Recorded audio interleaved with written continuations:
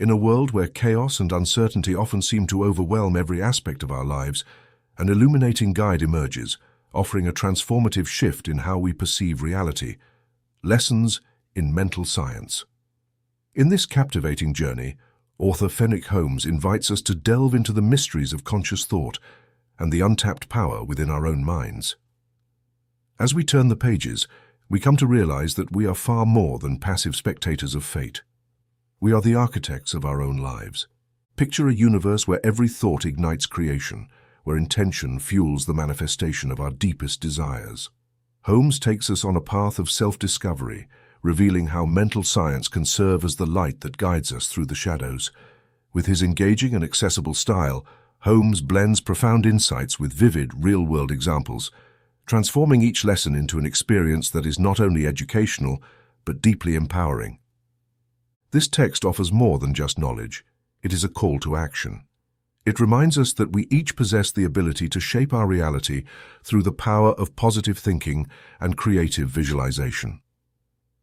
Immersing ourselves in Holmes's teachings, we come to understand that love, faith, and gratitude are not just abstract ideas, but powerful forces.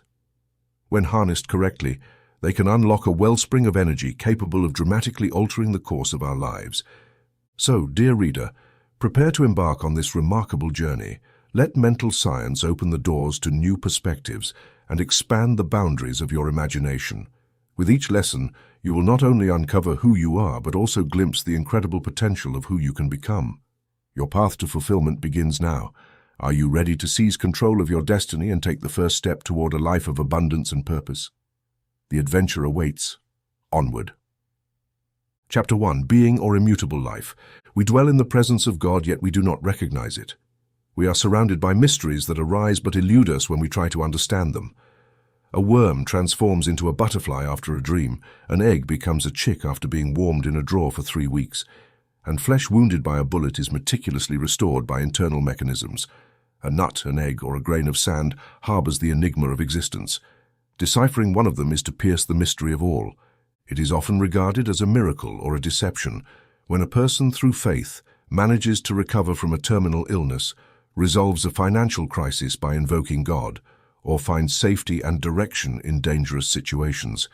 In an era filled with mysteries where science admits that our knowledge becomes more limited as we learn, it is bold to assert that, with God, all things are possible, and perhaps even bolder to judge how all power, whether in the name of God, spirit, consciousness, or truth, is used.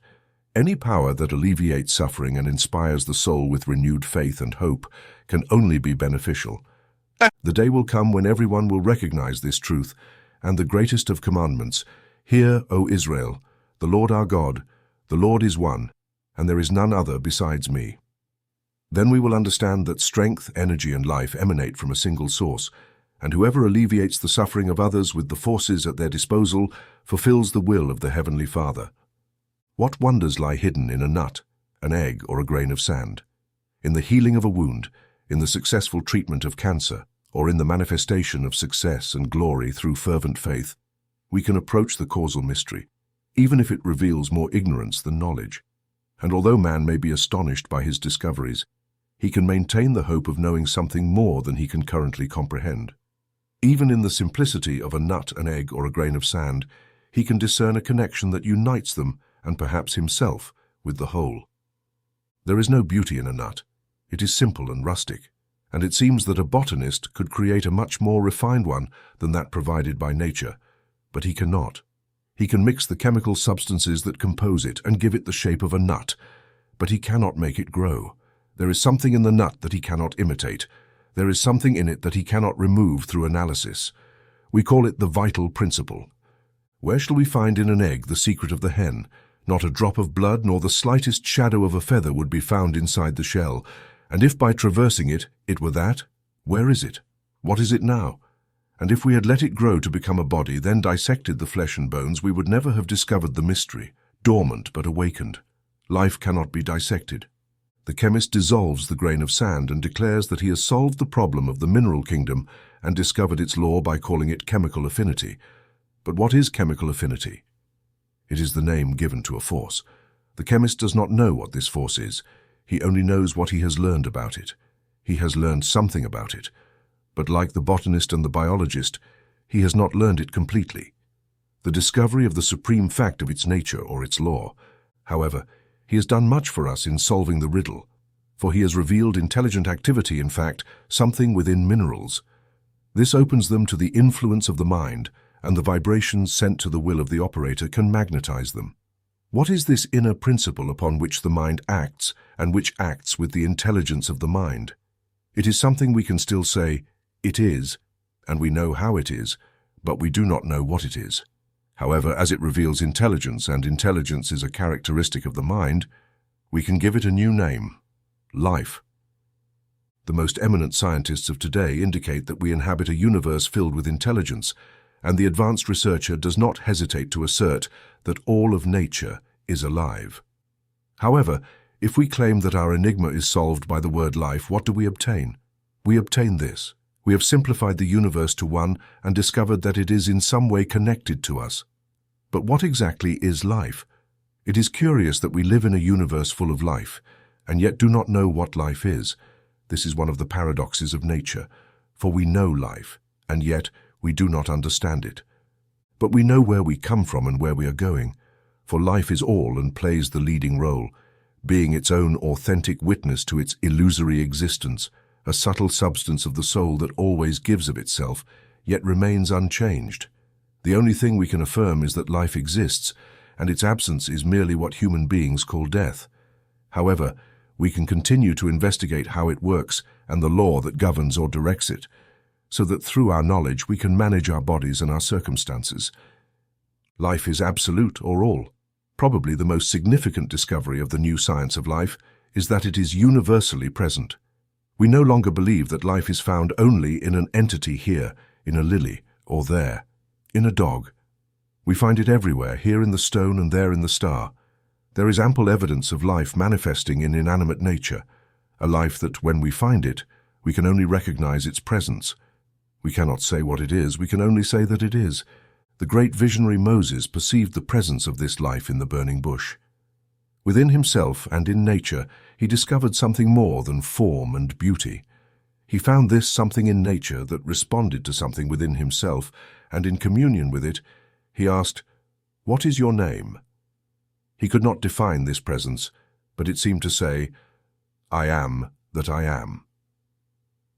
I am denotes life or existence, and what I am demonstrates cannot be defined in terms, but what cannot be defined in terms must be the absolute.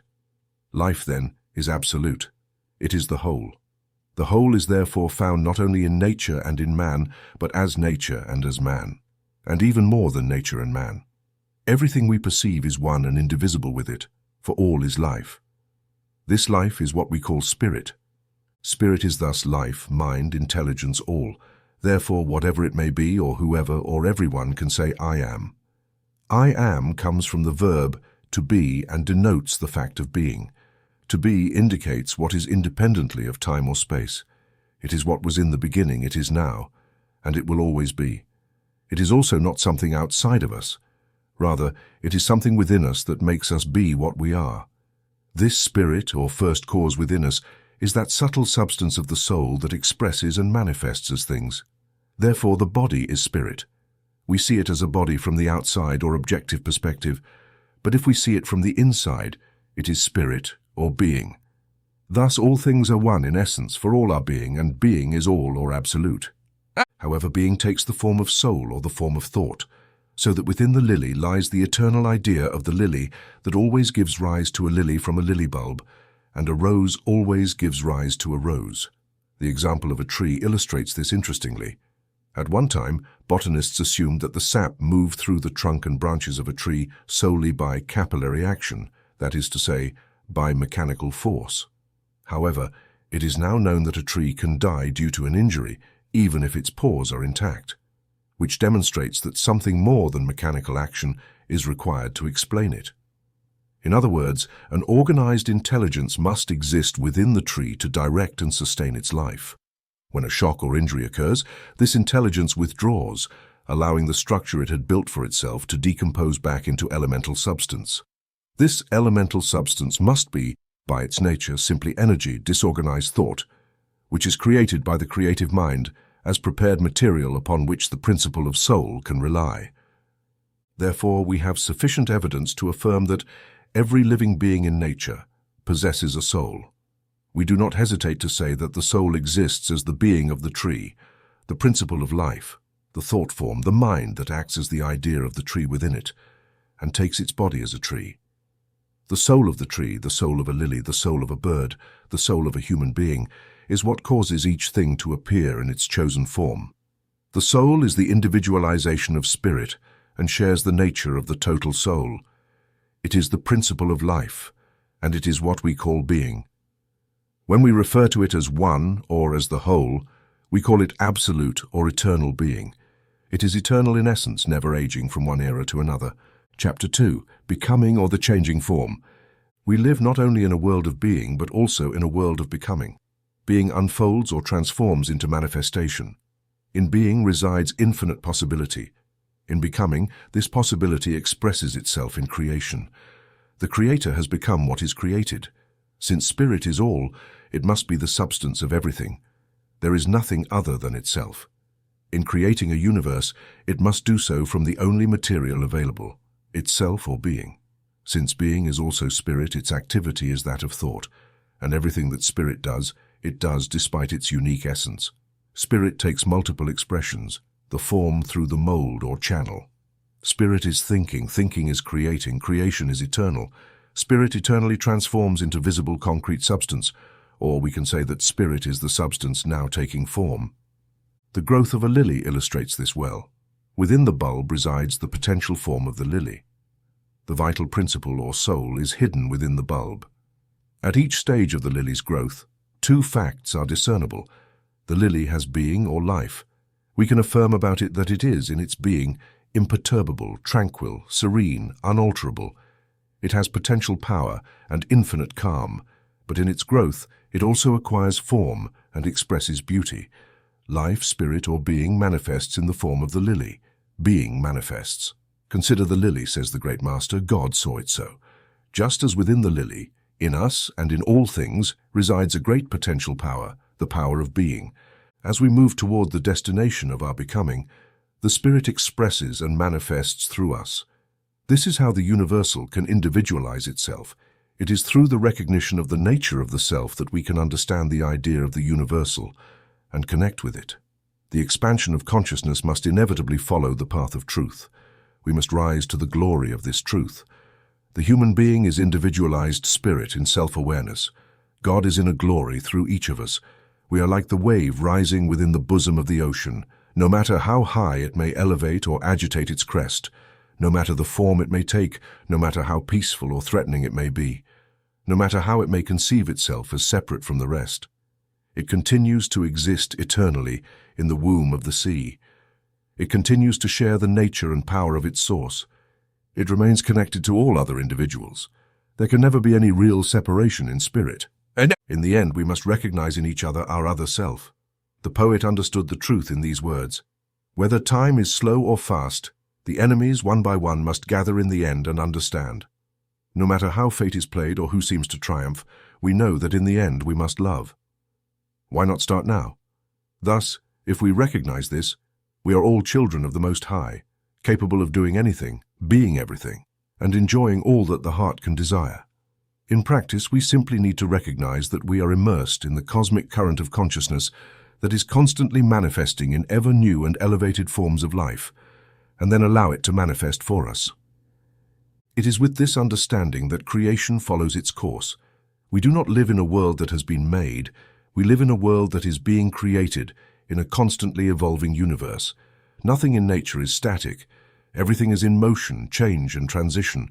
The earth on which we dwell is constantly transforming, dressing and undressing in garments of greenery, unfolding its hidden energies in the violet of the woods and in the gigantic sequoia, exhaling its sweetness in the fragrance of delight and the scent of the orange tree. Just as our bodies and conditions are constantly changing, being manifests in new forms. Every hour, new vital cells are born. At the end of a year, all the organs and bones of the body have been regenerated. Many parts of the body, like the cuticle of the hand, renew themselves daily. It is a literal truth that each day is a new beginning. Every morning the world renews itself for those who are weary of pain and sin. Here is a beautiful hope for you. There is hope for me and hope for you. Each day the world renews itself. Behold, I make all things new. This is a declaration of the Supreme. I always manifest. Chapter 3. Being is becoming through us. The importance of this fact should not escape us. I am the absolute being or spirit. I make the human being. Spirit creates. I will act, and who can stop me? The inner principle of all life, whether plant, planet, animal, or human, is always creating and may be called to express itself in our lives. I stand at the door and knock. If you open, I will enter. The Spirit seeks its worshippers. The creative process is underway within you. Remain calm and contemplate the salvation of your God. What relief from struggle! You do not need to spend the night awake telling yourself that your heart beats 72 times per minute, that your lungs breathe, that your blood flows and circulates. All this is an involuntary functioning of life within you under the direction of the inner spirit. Similarly, you do not need to say, I must create a new cell where this one is worn. I must produce a little more gastric juice to digest this food. The human being does not have to create. He simply must allow the spirit to manifest its innate power, for being to transform through him. This spirit is within you, ready to do whatever is necessary for your health and well-being. You are one with all beings, and within you resides the Almighty, ready to act. So do not seek this outside of yourself, but within yourself. Wait in silence, and there you will find it. Every great healing is accomplished from this understanding that the work is done for us. We are not obliged to maintain thoughts, repeat negations, or make affirmations until the spirit begins to falter. To do so is to transfer the struggle from the physical to the mental. If we stop striking the body, cracking the bones, boiling in the mud, receiving electric shocks just to make our negations, affirming our affirmations, and reciting the rosary of our formulated phrases with the idea that we are doing the work well, we could give up now. Remember Moses. He said, "Listen now, you rebels. Must I bring water out of this rock?" And lifting his hand, Moses struck the rock twice with his staff, and water gushed out abundantly, and the congregation and their livestock drank. And the Lord said to Moses and Aaron, "Because you did not believe in me to sanctify me in the eyes of the children of Israel, you shall not bring this congregation into the land which I have given them." We enter the truth to find peace, and if we struggle with the idea that we must do the work, we will never be able to enter the promised land. A woman commented, "I have discovered that I have 7 bodies, and I try to master them, but life is a constant struggle. I dominate them one by one, but when I succeed in mastering the 7th, the first is ready to fight." To another, her friends asked her to participate in certain activities, but she replied, "I do not have time for these things. I must go do my negations and affirmations." I have seen people totally confused by the effort to heal themselves by maintaining the correct thought. And I have often heard metaphysicians say, "I will work for you," as if they had something to do. In fact, we do not need to struggle. We simply need to understand. As the poet said, "I do not fight my battle. I sing my song." Jesus said, "Can any of you by worrying add a single hour to your life?" Of course not. Neither negations nor affirmations are creative acts. We must make a precise distinction between the concepts of creative thought and creative spirit. In strict terms, thought does not create, it is spirit that creates. The creative process continues its course. The creative spirit builds for us. The spirit manifests. Being materializes. We do not need to struggle. On the contrary, we must say to our inner God, "Establish greater dwellings within me, O my soul." What we must do is recognize the presence of our spiritually perfect being and allow it to manifest. And it will. The faith of a child, thus thought itself does not create. Creation continues without our thinking consciousness, and conscious thought simply acts as a mold for the spirit as it flows. This is why the life of a child is often so healthy and peaceful. It does not put obstacles in the way of pure spirit's flow. It interjects neither fear nor doubt. It accepts it with faith, and the creative process continues to build its growing body and fill its heart with joy. A friend of mine, who was a primary school teacher, had a broken doll and felt incapable of having an adequate thought about it. So she approached a 5-year-old child in her class and said, "John, I heard you healed Miss So-and-so's finger. Do you think you could heal my doll?" "Yes, teacher, let me take it." Then he took the doll in his little hands and remained silent for a moment. "Now, everything will be all right," he said, and the doll was immediately healed. Other cases could be cited where children have demonstrated the power of faith without reason. Among some of our friends, the whole family depends on the faith of one of the children. Whenever an illness arises, everyone turns to the child. The faith of a young child is the faith that sees God acting for us, supporting the idea that the Lord is a presence in all things that works for our good. Understanding this is to reach the pinnacle of spiritual understanding. "No evil shall befall you, nor shall any plague come near your dwelling, for he shall give his angels charge over you to keep you in all your ways." Being is in constant evolution. What is hidden manifests. And since it is perfect in its being, it must also be perfect in its manifestation. If we wish to recognize the truth in our being and become adequate channels for its expression, we are individuals, and spirit can only manifest to the extent of our choice and disposition. It is up to us to open or close the door of spirit. This must in no way be interpreted as opposition to the correct use of affirmations. In the following chapters, we will explore how we can adopt the mindset that will ensure the most perfect expression of spirit in our bodies, our affairs, and our states of consciousness.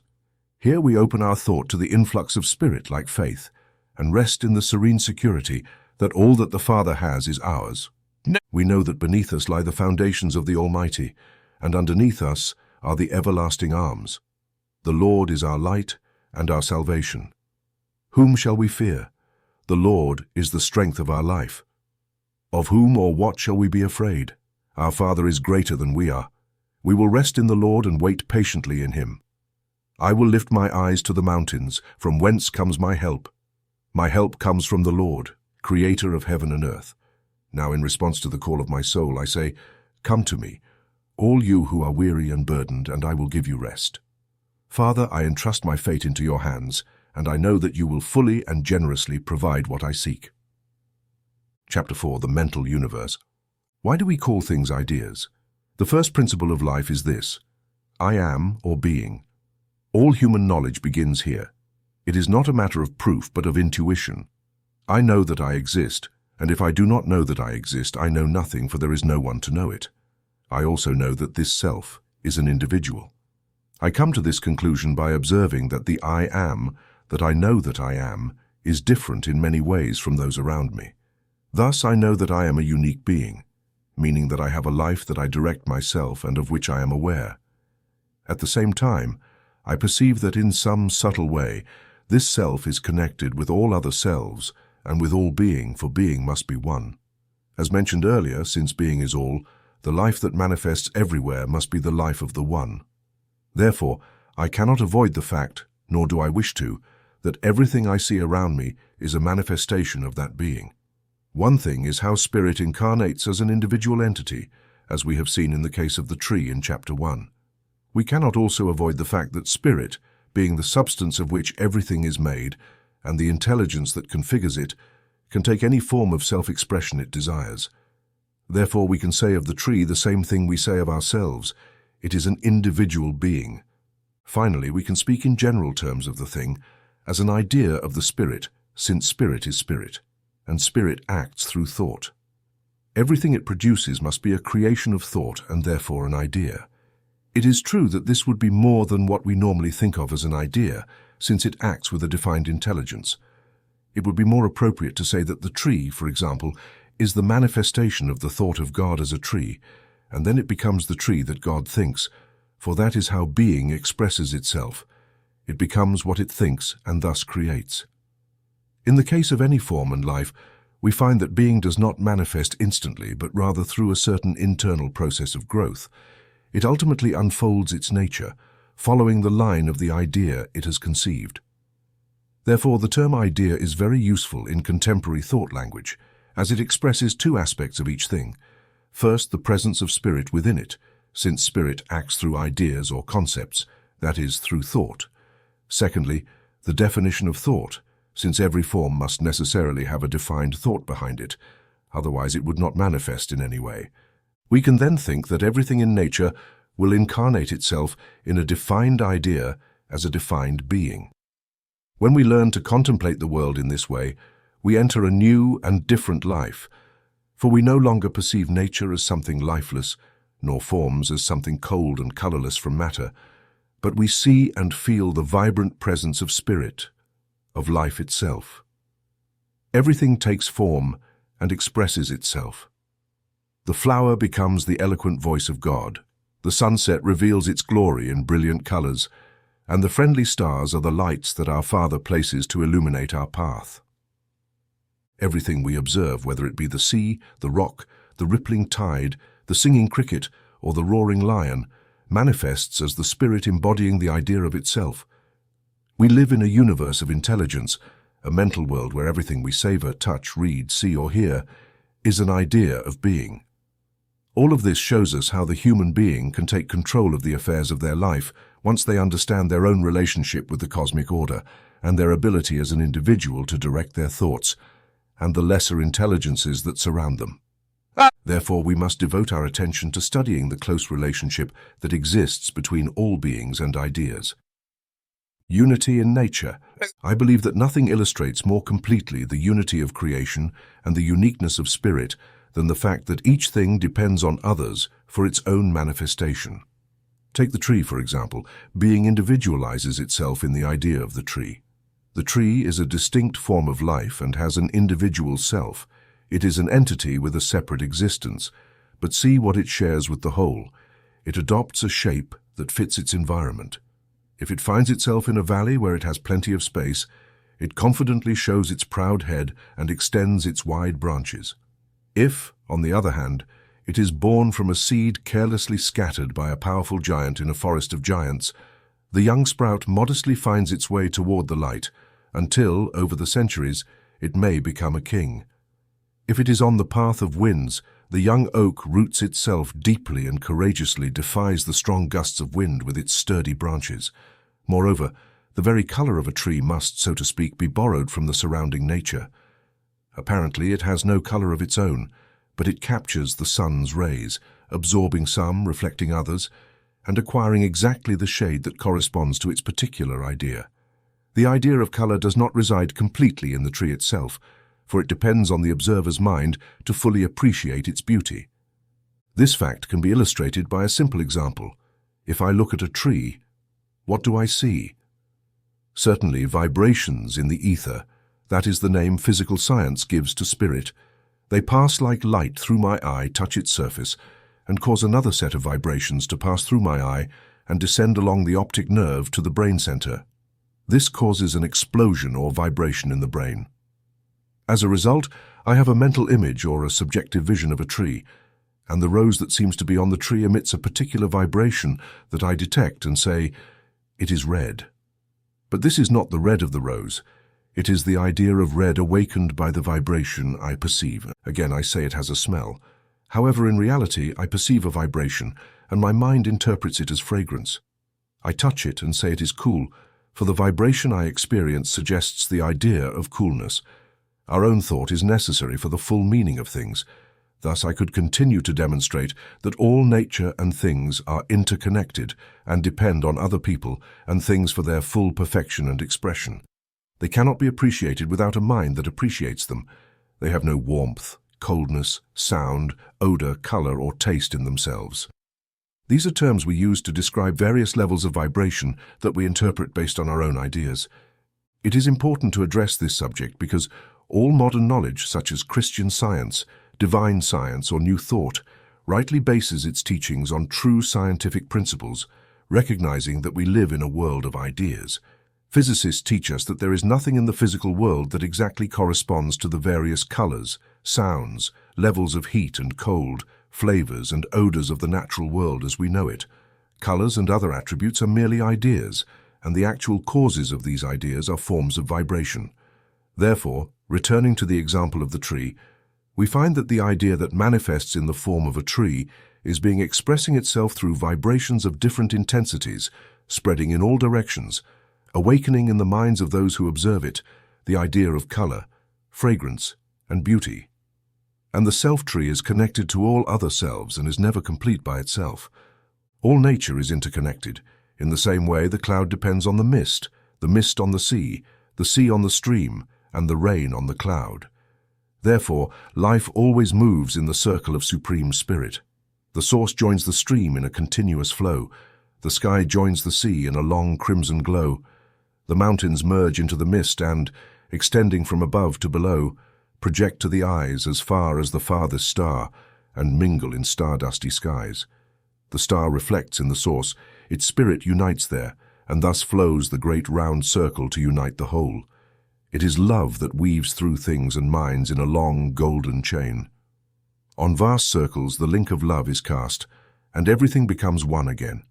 Each thing is incomplete without the others, just as a word is incomplete without the sentence, or a letter is incomplete without the word. Similarly, words lack meaning without a mind to organize and understand them. There must be a mind that groups all these elements in the expression of any idea and perceives each thing as an entity or a self. This is the amazing function of individual spirit, even in the case of animals that undoubtedly receive impressions similar to ours, although not as complex. Chapter 5. If things are ideas, what is real? It is evident that since everything an idea depends on the mind that perceives it for its complete expression, as we have already seen, the question may arise whether there is, after all, something we can know objectively. If we all see colors differently, if coldness, softness, smells, and even shapes and vibrations seem different to each of us, and they are to a certain extent, what aspect of the idea remains constant? Does a thing in itself exist? Is it not all, after all, an illusion? Do we not all live in our own minds? This question may seem nonsensical to the ordinary person, and it may be.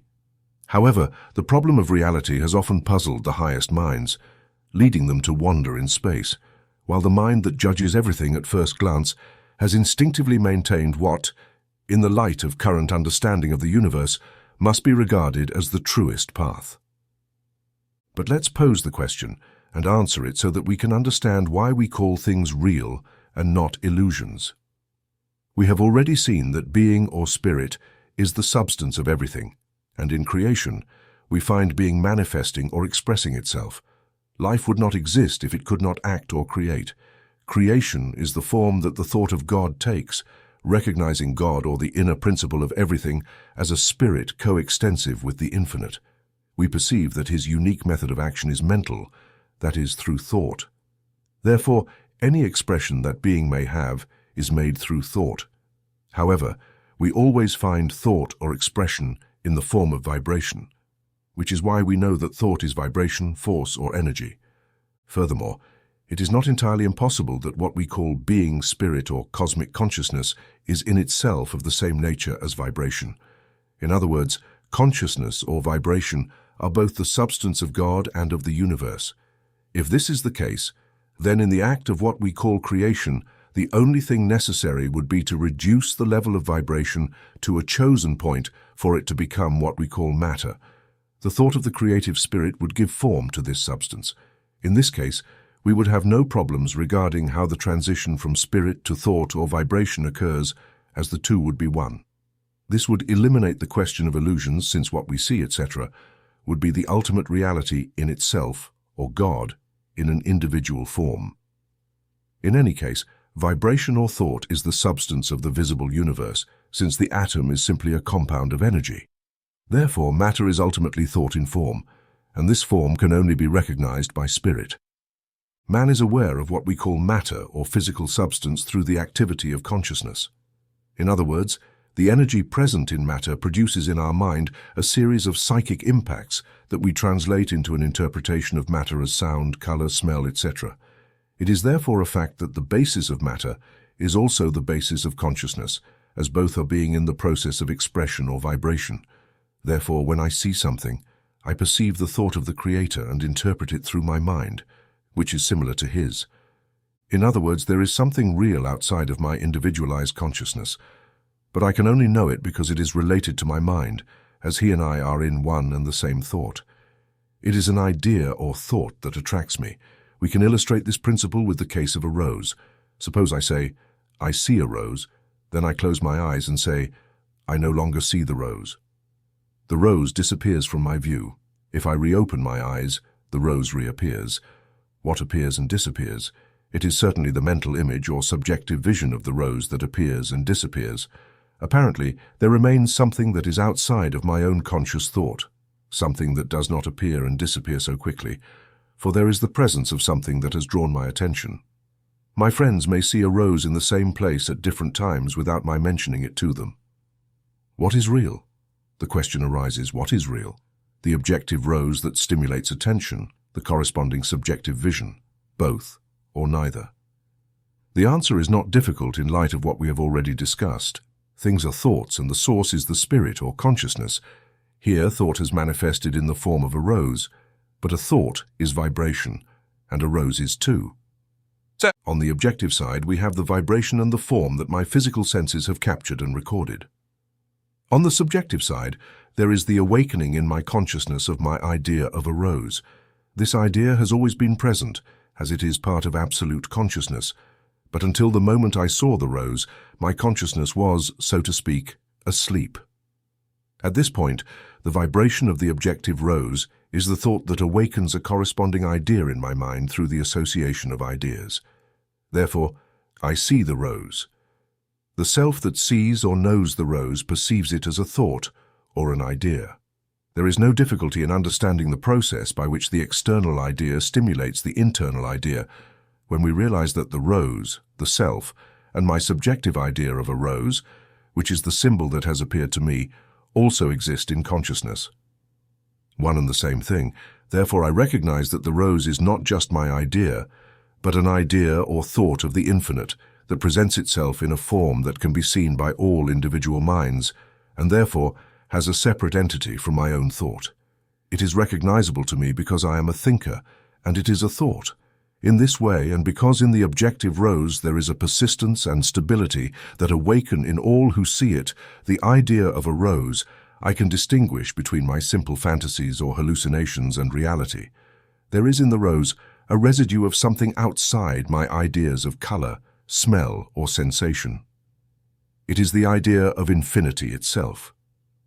We have observed that the rose, like all other visible objects, exists not only in my mind, but also in the divine mind as an idea clothed in form, and thus it is independent of my idea of it to the point of persisting even if my individual consciousness were to withdraw from it.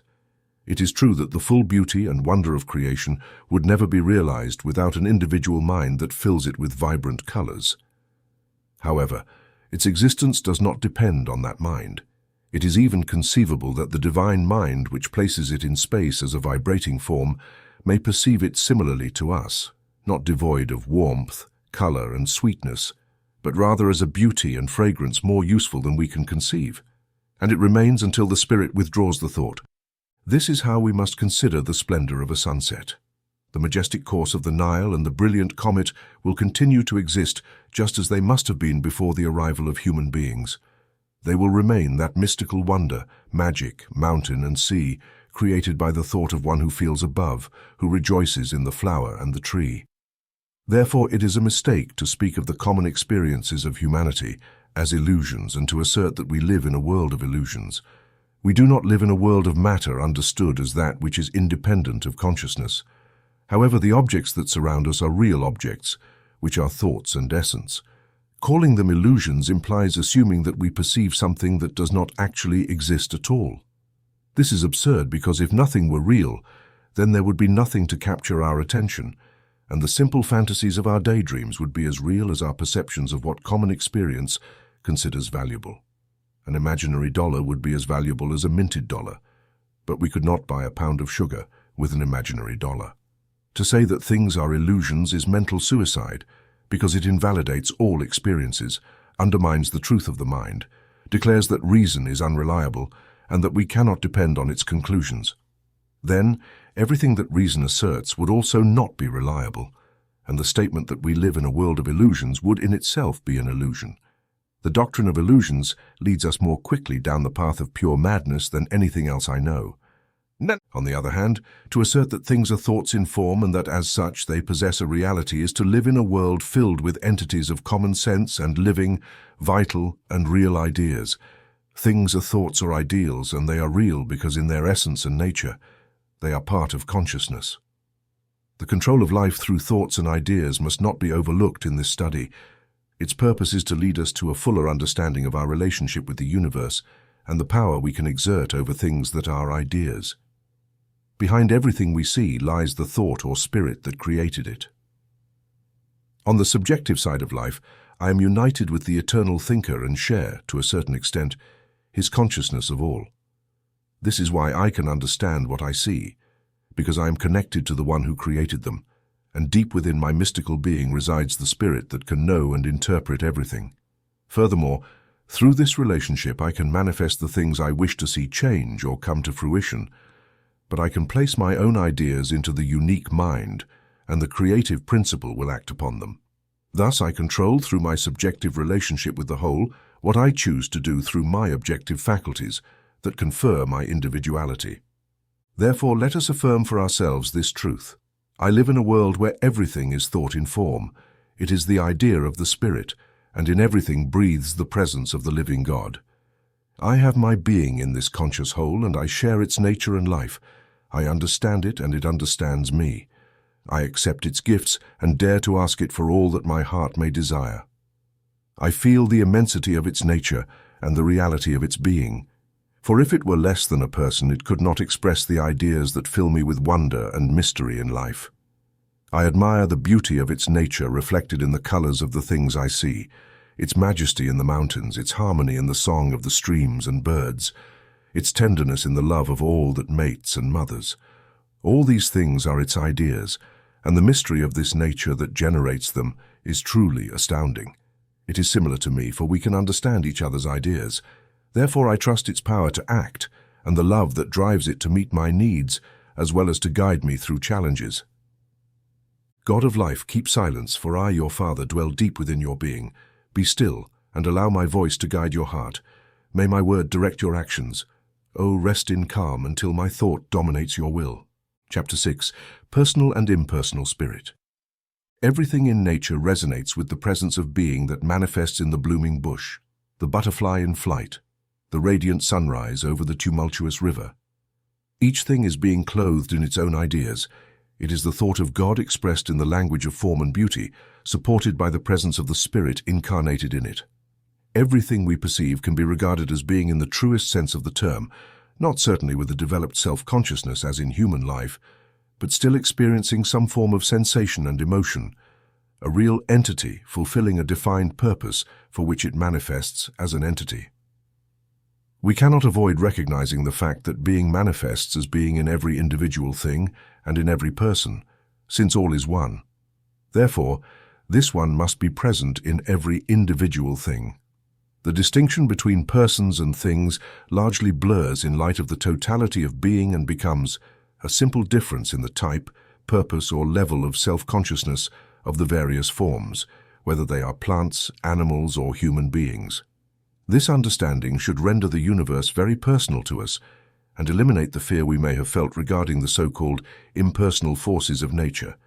With some truth, we can exclaim, with the observer of the stars, I am part of the one who made you shine, and through the subtle spaces and delicate ether, I claim you at the edge of the sky as mine, my star, my light, my brilliance. You shine for me, and in your brilliant ray I see the light of the one who made you shine. This is God, and this is you.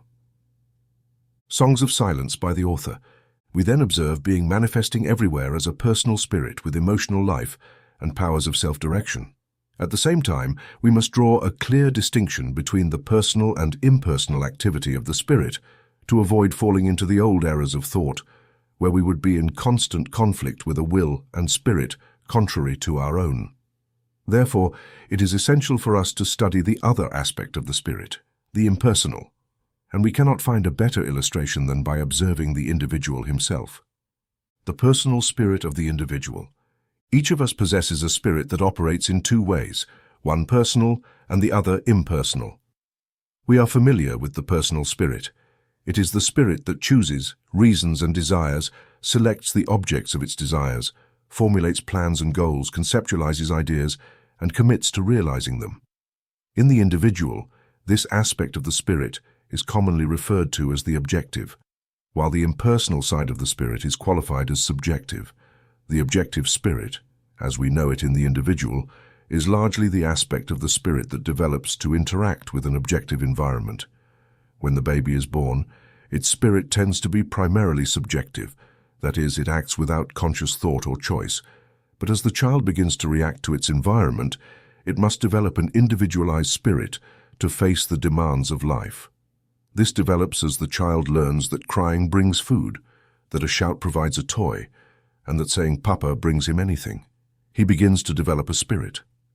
This is the spirit we all know in our daily interactions, where we plan, work, and strive for our goals. Although it seems to be a response to the objective needs of the human being, we must never think that it is separate from the unique spirit possessed by the individual, as all objective faculties potentially reside in the subjective spirit. It is only due to its potential presence that the individual can develop the personal self. Therefore, it is simply the formal manifestation of the personal spirit that we all are. It is the awareness of a self that distinguishes itself from other selves and persons to the extent that each recognizes its individuality and capacity for choice and desire. The impersonal spirit of the individual, on the other hand, exists an activity of the spirit in each of us that can be classified as impersonal.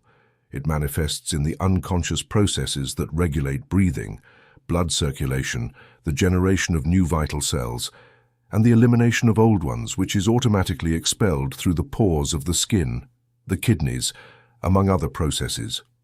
It is the phase of the spirit that operates during our sleep, maintaining an alertness to open to certain sounds or to close to others. The soft ticking of the clock, the rustling of the wind at the window, or the familiar snoring of our partner pass easily by our conscious attention. But if an intruder tries to enter through the window, or if one of our children cries for water, the subjective spirit immediately opens the door of our conscious attention, and we wake from our sleep. It is the spirit that can perceive help from the physical senses, as has been widely demonstrated in recent experiments of various natures. Messages can be transmitted to it and conveyed to other spirits without the need for mechanical intermediaries, through the process known as thought transfer or mental telepathy. Apparently, everything that is stored in its memory is retained without loss, even if it never returns to be conscious in the objective mind. It is through this phase of the mind that our intuitions come to us and direct themselves toward our attention. It is here that we sow the seeds of our ambitions and ideas, and in the fertile substrate of the mind, these ideas take root and grow to become goals and plans.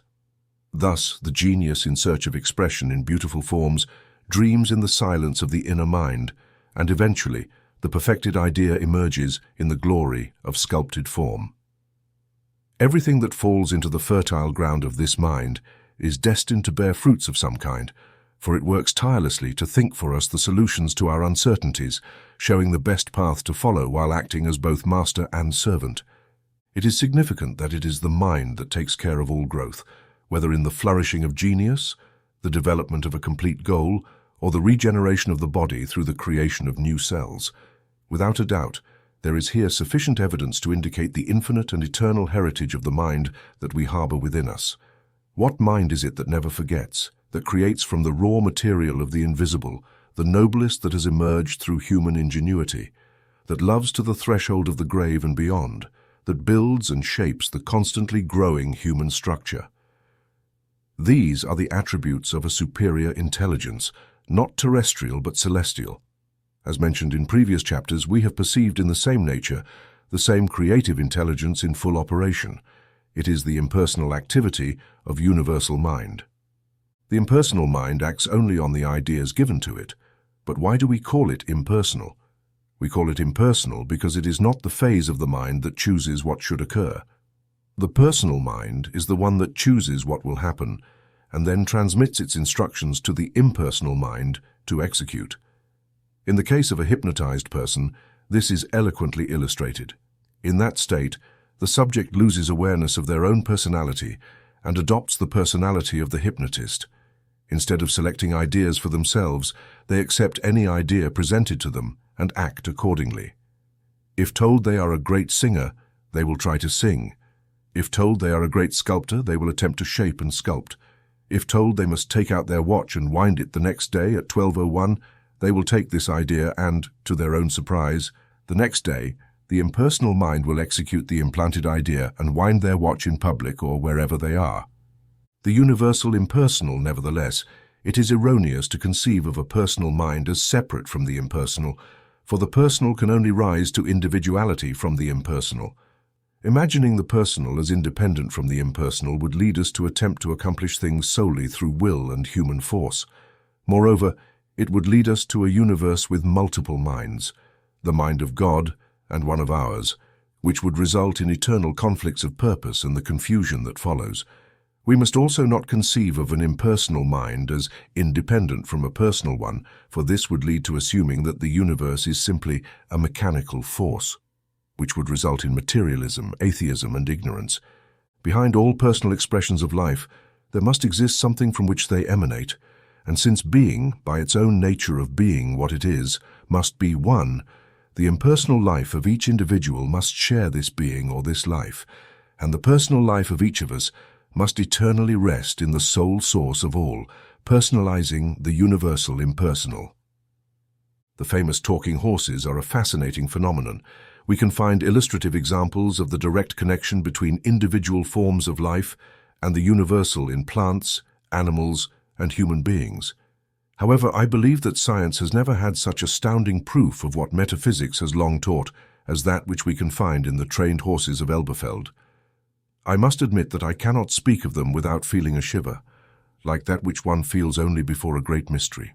Although science has confirmed that these horses truly perform the wonders I describe, we must still remember that the reverse of all we know is a mystery as great as the face of all that we do not know. The horses in question were trained by a man named CRL, and the authenticity of their performances is supported by an impressive list of eminent scientists from various countries. Several theories have been put forward regarding the origin of the intelligence of these animals, but no respectable scientist questions the fact of intelligence itself. The facts are as follows. A numerical system has been established by which the horses know that a certain number of kicks represents each digit. For example, following the English numerical method, 24 would first be represented by 2 kicks and then by 4. A specific number of kicks has also been assigned to each letter of the alphabet, so the horses can spell any word asked of them. With this simple language tool, and without the aid of voice, the horses achieve feats of intelligence beyond the astonishing. When asked, for example, to multiply 24 by 7, the horses respond immediately, and apparently without performing any conscious calculation. The horses have been trained to calculate the square root of numbers, and can do so instantly with any number having an exact square root. Not only that, but moreover, although they have been taught to calculate cube roots beyond the square root of 144, the horses can calculate the cube root of any number and even the 4th root. When Metling visited the stables of Elberfeld, CR introduced him to Mohammed, one of the horses, and asked him to spell the name of Martel, which he did with ease. To prove that there was no type of conspiracy based on prior knowledge of his visit, Metling remained alone with Mohammed and asked him to spell the name of his hotel, Weidenhof. The animal did so without difficulty. One day, Sarif, another horse, suddenly stopped during one of his lessons. When asked why, he replied, "Because I am tired." On another occasion, he said, "Pain in the leg." One day, his collaborator, Dr. Scheller, decided to try to teach Mohammed to express himself verbally. This docile and eager student made touching but unsuccessful efforts to reproduce human sounds. Suddenly he stopped and, in his strange phonetic spelling, declared while tapping the ground, "I don't have a good voice."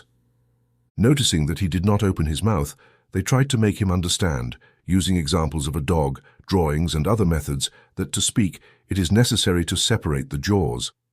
They asked him what needed to be done to speak, and he replied by tapping the ground, "Open the mouth." When asked why he did not open his, he answered, "Because I cannot." I quote directly the unknown guest of Mattel, as he examined the case of the horses himself, and concluded that the horses are the instrument through which a broader intelligence manifests. The theory of imperceptible signs for the observer had to be dismissed, as one of the horses, Berto, was blind and therefore could not detect such signs. It is also not what we call mental telepathy, as Metling himself was unaware of some of the answers to the problems he posed while examining the horse alone in the stable, and he had never known them before or known where or how to obtain them. So how could the horse read them in his mind? Other experiments were conducted to prove that it was not telepathy, through a series of experiments and deductions that we cannot detail here due to space limitations, and that interested parties or skeptics can examine more fruitfully in the previously mentioned book. Meyerling concluded that the almost superhuman intelligence of the horses can only be attributed to a subliminal consciousness that is in contact with the innate response to each problem, similar to historical mathematical prodigies who could calculate numbers without the need for rules and through an immediate process. The horses seem to read the answer on a cosmic page. This explanation also seems necessary to understand how quickly horses learn words and their meanings. In a few weeks, they achieve what takes a long time for a child to acquire in using language.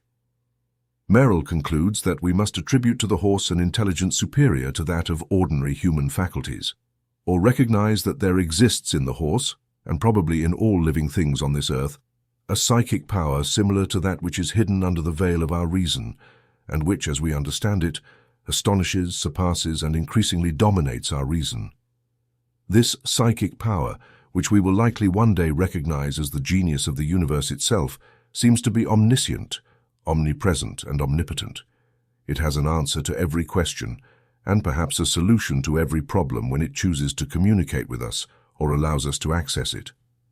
I do not cite this to establish Merrill's opinion as an authority, but to present the facts as he found them, and for the listener to judge for themselves. In my opinion, this is simply another proof of the truth that there exists a unique mind that manifests through many individuals and expresses itself in many things, embodying many ideas. It is another of the scientific proofs of the principles of mental science that we constantly find in our lives. We see, therefore, that individualized consciousness, at its deepest levels, freely connects to the underground current from which it feeds, whether consciously or unconsciously. Often the individualized mind forgets its origin and becomes immersed in the affairs and complications of the objective world, thus losing awareness of the wisdom that encompasses all. Rarely do pure ideas emerge from the tranquil depths. However, in stormy moments in life, these pure intuitions reach us. We see with astonishing clarity, we know with supernatural clarity, and we understand without the processes of reason. Something within us rises to take control, to guide us, to give us the necessary strength, to inspire us to act when needed. It acts like the creative genius and the governing spirit that dominates any threat, regardless of the man or society that stands in the way of the God-inspired soul, for it announces the divinity within. God himself advances toward victory. Regarding individual choice in the impersonal mind, we thus find ourselves facing the great mystery. God in man, as expressed by a great visionary, Christ in you, the hope of glory. When man dives beneath the surface of his daily consciousness, he discovers that he does not enter into another ocean, for there is no break between the surface and the deepest depths. His connection with the whole does not depend on proximity or contact, but on his own nature and being. Man has no limit where God begins. If he becomes aware of it and seeks to establish a relationship in conscious thought, where only separation is possible, he will feel and know that the power and life of the whole are behind him, and that he has the right to act as a personal factor within this life. In other words, since it is behind us as the impersonal basis of our own life, it is our right and privilege to imbue it with the ideas and desires that our own personal life demands. And since it takes each idea and works to produce visibly the thought that has been given to it, we can be sure that it cannot help but materialize what we desire. We sketched at the beginning that within the mind exists an all-knowing universal spirit that has the power to choose what it will create and to initiate its own ideas, thus acting as a person or a self. At the same time, it is a personal force or creative energy that builds for us all that we ask for in faith. Given that we are immersed in this unique spirit and that our own individuality arises from it, we can make personal choices about what we wish to have, and it will realize it for us. We can rest with a tranquil sense of security in the certainty that these truths offer. Let us say, I am one with the infinite intelligence and the infinite energy which are behind every word I speak and every desire I express. I can ask for what I desire in the name of my inner and real being, and it will be granted to me by my Father. I want you to open the doors of divine wisdom for me so that I can walk the path of truth and learn to enjoy more the company of the one who is always present, who you are. I am your life within you. I am your health. I am your most precious treasure. I am your wealth. I am your deepest wisdom. I am your light. I am your power within you. I am your strength. I am your warm emotion. I am your truth. I am your eternal inheritance. I am your youth. I am your hope from heaven. I am the way. I am the eternal light. I am the day. I am your will to conquer. I am your sword. I am the peace you desire. I am your word. I am the inner presence always near. Every time you say, I am. Chapter 7. The role I play in the cosmic mind. The greatest advancement of God towards self-expression lies within each of us. We must learn to understand the wonderful role we play in the grand plan. You and I are goals of God, for through us, He constantly ventures into exciting adventures and new experiences. It would not be like being a God at all unless every possible experience could be savored by Him as an absolute being. Without individuality, God could not have the delightful experiences we have as individuals, for He could not know what it is to love without a beloved. He could not know the suspense of the future, for in the absolute there is no sense of time. He could not appreciate a journey, for in the absolute there is no space. He could not realize the joy of logical or inductive thought, for with the absolute everything is known simultaneously. But God would not be God if He did not have the capacity to do all these things and have all types of experiences. That is why He ventures forth as an individual and becomes a self. You and I are His selves. Remember that we are not all of God, even though all that we are is God. The absolute cannot be limited in the individual, but the individual can continue to expand infinitely toward the absolute. If we understand our relationship with God, we can move forward toward a wonderful purpose and a marvelous nature. Through us, God writes the story of life. He is the poet who dreams the dream of beauty through us. He carves the marble through us. He plants the building through us. He works the stone through us. He realizes the common work of the world through us. He delights another soul through us. He loves with a love that transcends human understanding. If mothers are not God on earth, then God is neither in heaven nor on earth, says Kipling. If I were condemned body and soul, I know to whom the prayers that would heal me belong. Mother, my mother. Thus, God becomes aware of Himself in various states of mind, thought, feeling, and will, in a way in which He could not be aware without the individual. Therefore, we must not accept any philosophy that teaches us to lose any of the wonderful experiences of objective consciousness. Objective consciousness is the development of personality and the ability to flourish with more refinement until the self-conscious individual evolves. God has only expressed Himself in the realm of mechanical law, with all the wonders He reveals in planetary systems and in the grass that appears in living beings. However, these beings, although conscious and alive with intelligence, have never had the capacity to plan and choose for themselves. They accepted things as they found them. We do not have to do that. We can take things as they are and give them the form of what we desire them to be. We can make plans and undertake projects. We can share the best emotions of God. We can be aware not only of ourselves, but also of all other individuals, and ultimately of that higher self which is God. We can have personal relationships with that divine wonder. To believe, therefore, that it is desirable to retreat from the undifferentiated flow of life from which we have emerged is to go against the great purpose of being, which is to be under higher and differentiated forms. Our unity with the whole, I, at the same time the self, could not exist at all unless it was supported by a common unity, the underlying absolute self. We could not have a sense of relationship with these other selves unless we were within an omniscient self that connects us. We must never lose sight of this unity, for it is what gives our love a compassion that encompasses all, allowing us to look into the faces of the most disadvantaged, and beneath all appearance or facade of life, we can find our brother and sister. Even the wild creatures of the plain deserve our respect and care, for they are included in the oneness and express in various ways a purpose of God. Therefore, love and attention to the needs of animals are part of the duty of every noble man. We will not try to obscure the totality of life or the unity of all by the use of terms. The objective and subjective aspects of the mind will then be one, and the first will simply be an expression of the second. We will also not try to live solely by the use of will, the rationalization of powers, and the inductions of objective mind, but we will learn to rely on the source and force of the inner life with which we are eternally connected. There is therefore no mortal mind and divine mind. There is only one mind. The intellectual mind may have made poor decisions, but it is not a separate mind. To consider it this way would be to introduce another type of dualism. Sin, evil, and disease are due to a sense of separation, not to a mortal mind. They result from an inability to recognize or utilize all the power that resides in us, or from a partial knowledge. In other words, we discover that everything we call evil is due to some form of limitation, and when we restore once again the consciousness of the whole, we will eliminate what we call evil. Being is always perfect. Only in the process of development does imperfection appear.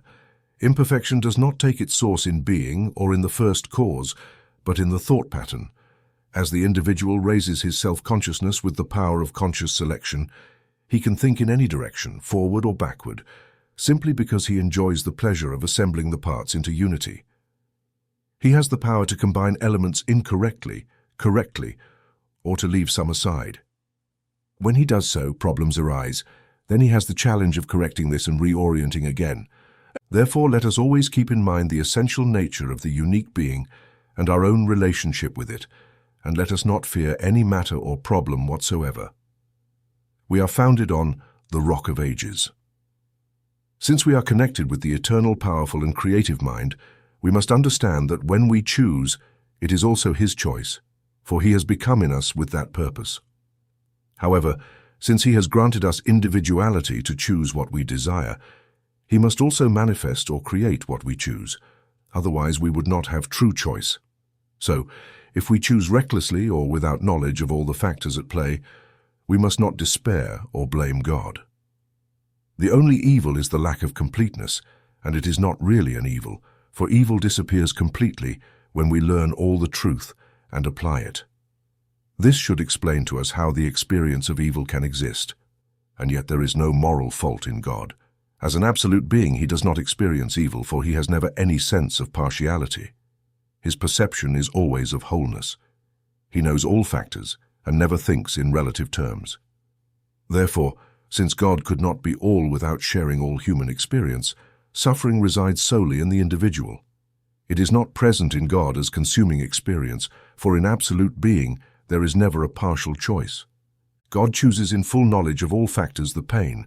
It could then be in the realm of the eternal, otherwise we could not experience it. However, this never affects God, for in Him it is always transcended by complete knowledge and perfect choice. Chapter 8. The Higher Body of Man and Life Feeling.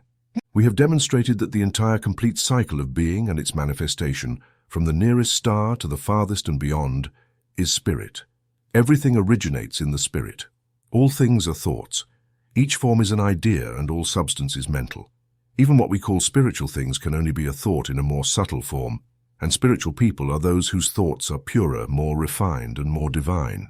Love itself is unified consciousness, and in its emotions they are the distilled essence of higher thought. This is where God manifests as one, for we can conceive of nothing outside of the Spirit, and there is no place beyond this Spirit. Nevertheless, for clarity, we can give different names to God and use different words to describe what happens in the Spirit. The term original feeling is one we can use to refer to the primal cause, as God manifests through the impulses of life and feeling. This term indicates the depth of thought. It is not merely wandering imagination in space, but a deep conviction of purpose. Thus, feeling can be seen as the creative quality in both God and the human being. Once again, we can observe that certain types of thought tend to cluster together to form particular attributes of the spirit. The lowest vibrations of thought transform into inorganic matter and take form as such. Higher vibrations transform into cellular life and tissues and operate in harmony as the organic laws of physiology and biology. The subtlest forces of thought cluster around a common center and form what we might call the feeling body. This is the expression of the self that is clearly personal, but not as evident as the physical body. Since substance remains thought, expression is vibration. And as there must be form where there is vibration, the feeling body must have form and occupy space.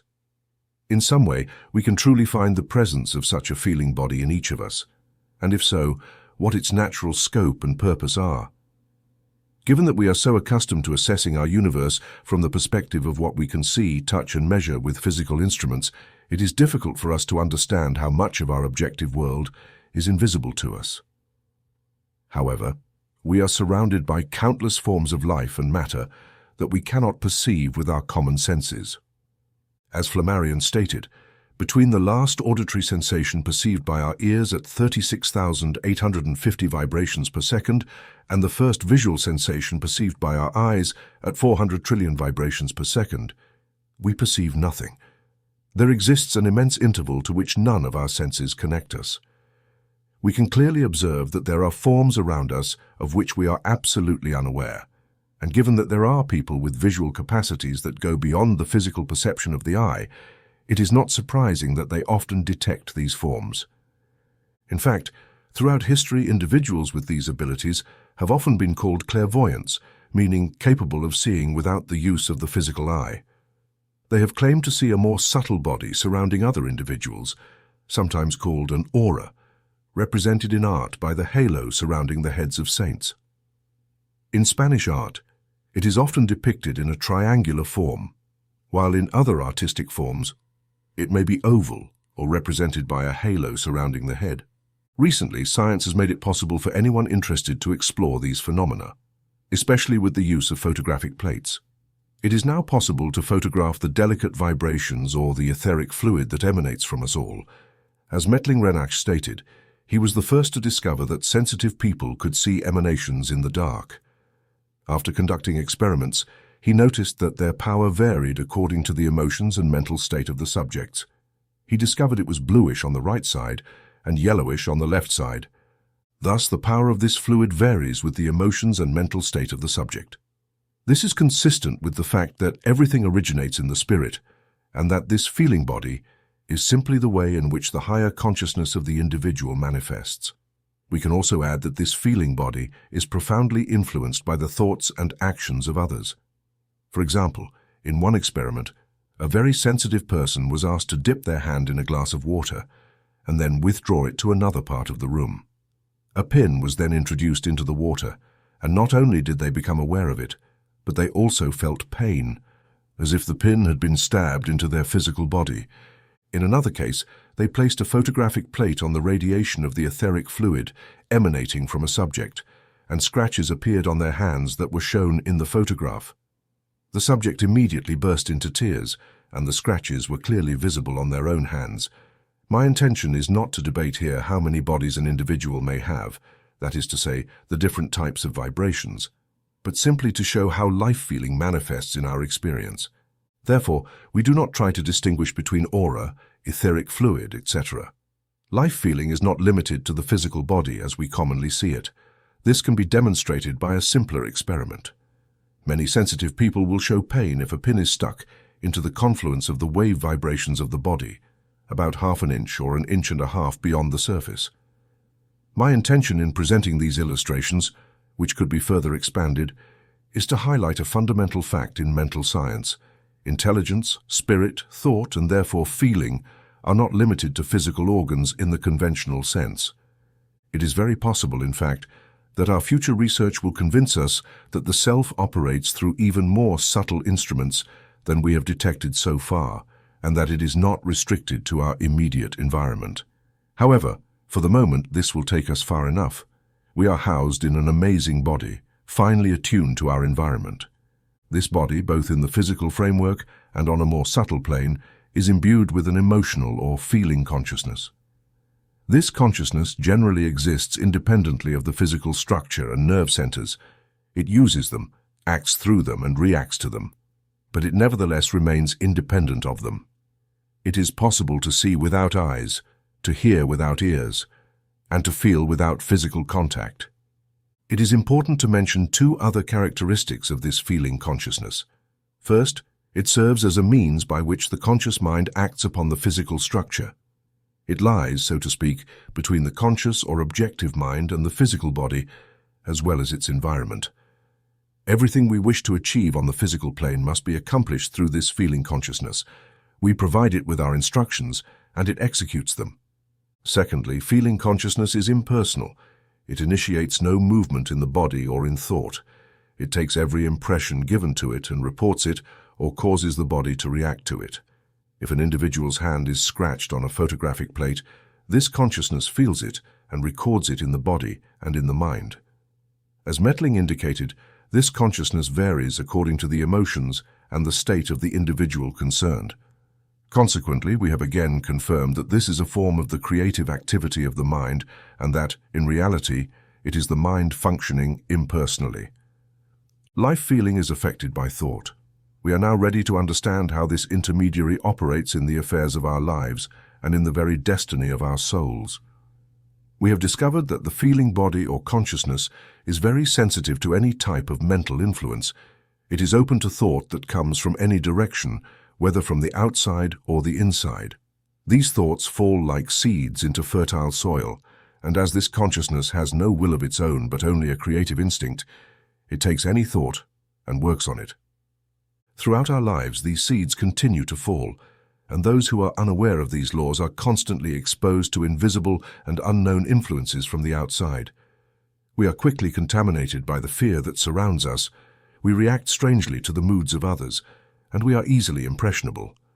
Often we are affected for no apparent reason, and then we suddenly regain an optimistic mood. Someone may tell us that we do not seem well, and immediately we begin to worry about our health. Another may tell us that hard times are coming, and we start to feel anxiety about what is to come. The worst part is that we are all exposed to wandering thoughts and ideas that are always in motion. A thought is a vibration and circulates freely through others. These thoughts, like messengers, reach the heart that is the end of these, or as if they were intruders, they settle where they feel most comfortable. Thus the problems of others can affect us if we allow them to enter, and most of us have a room available for that. We are particularly vulnerable to the invasion of thoughts deliberately directed against us. Some people may envy us or oppose our plans and goals. Often, they do not consciously wish us harm, but they harbor thoughts towards us that are not for our good. If we are unprepared, these thoughts reach us, find access through the impersonal consciousness, and leave their mark on us. Since this consciousness is impersonal and creative, its effects are reflected in our bodies as illness, in our circumstances as failure, and in our minds as depression. This is why, if someone were truly hostile towards us, they could deliberately resort to black magic, which has not become obsolete. In this case, their thought would gather all the forces of negative thought that were not consciously directed against us, and a hostile mind could direct an army of opposing forces against us. Protection against the malicious suggestion of conscious thought, on the other hand, is quite effective. We must remember that no physical or mental reaction is possible except through consciousness. If we allow hostile impressions or suggestions to settle in, then disaster will occur.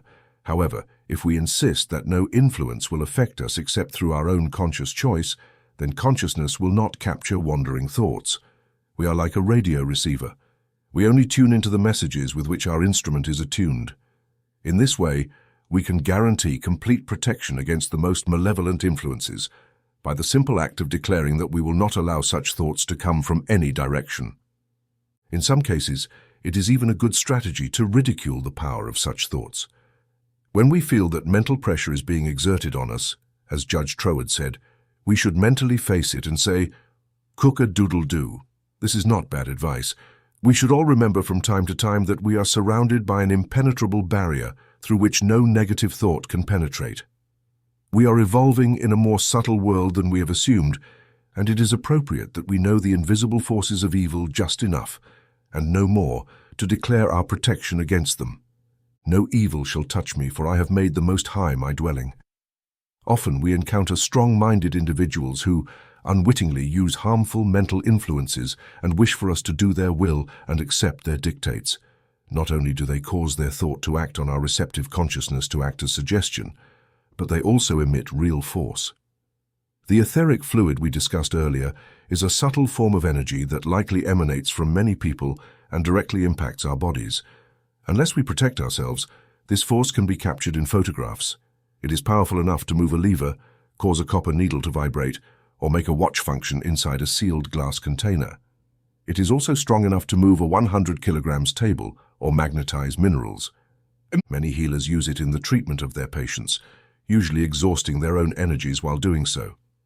I have encountered healers who feel that this influence flows from them.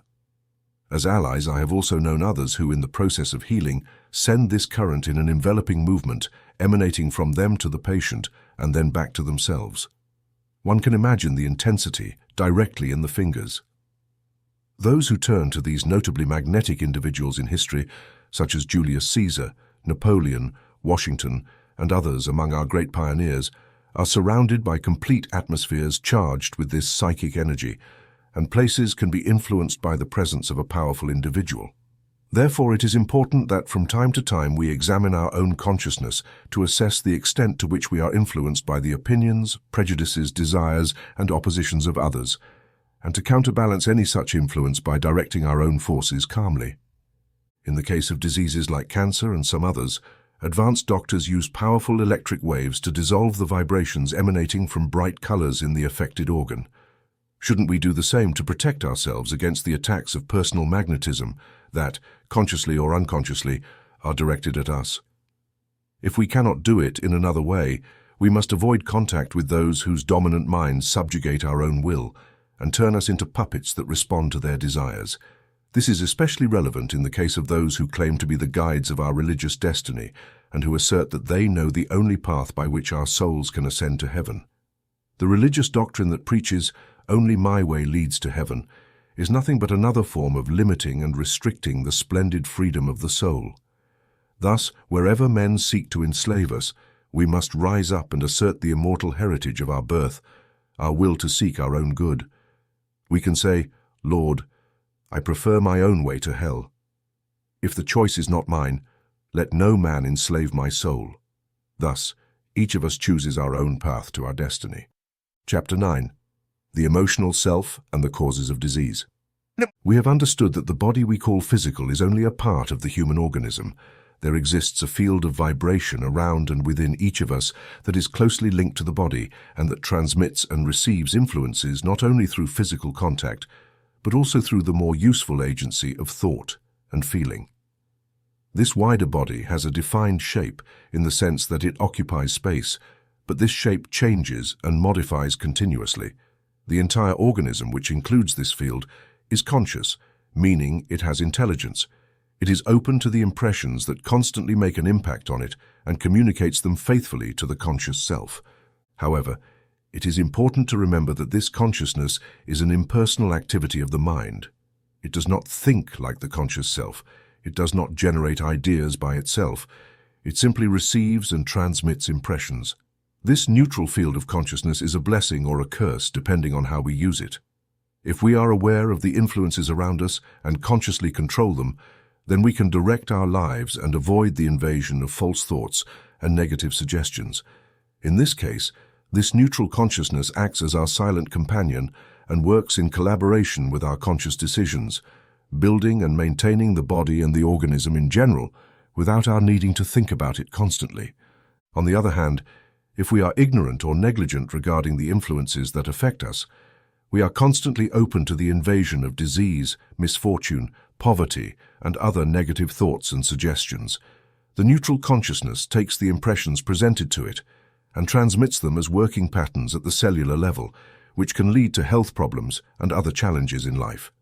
In summary, for those who make conscious decisions, life is destined. For those who live unconsciously, life is fated. The sensitivity of individuals to these influences varies widely. Some people are very sensitive and are easily affected by external impressions, while others are less susceptible. Being sensitive in this context means allowing others to sow thoughts and opinions in our field of consciousness without adequately controlling them. When these negative impressions take root, we often experience them as pain or emotional wounds, which can manifest as health problems and emotions. It is true that women's diseases can be largely related to the reactions of emotional life. The more tender and gentle emotional nature of women, combined with the fact that they often do not experience the same type of constant change in daily work as men do, can make women more susceptible to negative emotional and mental influences. Thoughts and emotions that remain in consciousness can have a significant impact on a person's health and happiness. When a woman feels hurt, or emotionally affected by negative words or actions, these impressions can persist in her mind and body, continuing their harmful influence. Often, these repressed emotions and negative thoughts can contribute to health problems, including nervous and physical disorders. It is important to recognize the significance of maintaining emotional and mental balance in daily life, as well as learning to manage negative emotions and thoughts in a healthy way. Open communication and mutual emotional support in relationships can play a crucial role in promoting emotional and physical health. These clumsy feet, even in the mud, crush endless flowers. These hard and well-intentioned hands that we push between the strings of a friend's heart, the truth, and not because we could have kept, who knows how sharp it was, that pierced and pricked the word we did not have the sense to say. Who knows how much it resonated? Sometimes I think that unintentional wounds are crueler than those inflicted in a fit of anger, because being inconsiderate, in a certain sense, indicates that we did not care enough to think about how it would affect the other. Thus, the other cannot help but feel that we have not been true to love, and nothing hurts as much as neglect. Without love, there is nothing, and love weakens in neglect and lack of consideration, a red-hot iron in the chest. This will not hurt the body as much as the words and acts that penetrate the soul of those who have reasons to hope for something better. Few men or women think of planting a dagger in another's flesh, and yet they use the tongue, which is a double-edged sword, and thrust it into the wound. This breaks the vital atmosphere of emotional life and leaves its mark in the internal creative consciousness. In this way, both the soul and the body suffer. The day will come when a heavy fine will be imposed on those who predict disasters and diseases, and who make malicious forecasts about a dark future as they curse humanity. Yet today, we leaf through the pages of our newspapers and read about those who announce the return of a terrible plague or a great natural cataclysm, then prepare the tools of their industry to reap the harvest that their negative seeds have sown. Dark predictions, statements of hard times, pessimistic comments, slander, and malicious gossip. All of this is the origin and source of disease, necessity, and misery. For these thoughts fall into the fertile and productive soil of human consciousness, and by entering through any open door without caution, they settle inside the body. Here, like a serpent, they coil in the spring, and their poison infects the flesh. Entire peoples have been exterminated by the false gods of ideals and national ideas, for thought is the father of action, and ideas, by leaving their mark in the creative mind of the individual, society, and cosmic consciousness, produce the fearsome cancer that consumes the life of the nation. Our tendency to yield to disaster suggestions, as enviable as the temptations of our lives, when the same person reading this may exclaim, "Yes, it's true. Look at what I have suffered because of the words and actions of others. They caused it." Perhaps it is a natural thought, but extremely dangerous, because if it is true that we must accept these things, we are swept away by the most common thought among us. It is incredible. We are children of choice. We are the governors of this body, thanks to the right granted by this divine inner freedom that determines which thoughts and impressions will be admitted into our consciousness. The conscious self is the guardian of the dwelling of our life and can question all those who wish to enter. Who are you? What is your purpose? Do you bring something negative or positive? Are you trying to enslave me or serve me? We must understand that emotional life is not objective but subjective. It is what we perceive as the main body of the individual and is primarily controlled by the mind. Therefore, although we must protect ourselves against the unconscious influence of our lives and destinies coming from the outside, we must not forget that we are constantly the initiators of the causes that lead us to disease and unhappiness. The emotions that poison. It has been proven that intense emotions trigger physical reactions surprisingly quickly, as observed in research analyzing the blood of people under stress due to various types of excitement. In these cases, the normal secretions of the body are often replaced by a toxic substance produced by hyperstimulated cells and glands. Fear, anger, jealousy, hatred, and other similar feelings generate different types of poison for the organism. It has been documented that a mother filled with fear or hatred can contaminate the milk she gives to her baby. In situations of extreme concern, the stomach sometimes transforms gastric juice into acid. An extreme example of how feelings can affect physical organs is illustrated by the case of a woman who lost her sight after vehemently expressing her desire to never again see her husband's face. However, she later healed through the application of mental science. Over the centuries, quite common cases have been recorded where religious fanatics, due to their intense feelings, have experienced the life and suffering of Jesus to the point of manifesting on their own bodies the marks and scars of his hands, feet, and side. Heartbreak, unreciprocated love, or constant wounds in their most subtle aspects have the capacity to affect the system with devastating force. This manifests as a kind of oppression throughout the body, where nerve cells tighten, and a feeling of congestion is experienced. A kind of disease of the soul seizes the person when love is wounded. The feeling itself seems to be on the verge of extinction, and both body and mind are plunged into a distressing state. The heart rebels against this situation and against the fate that love, crueler than hatred, has prepared for the tormented soul.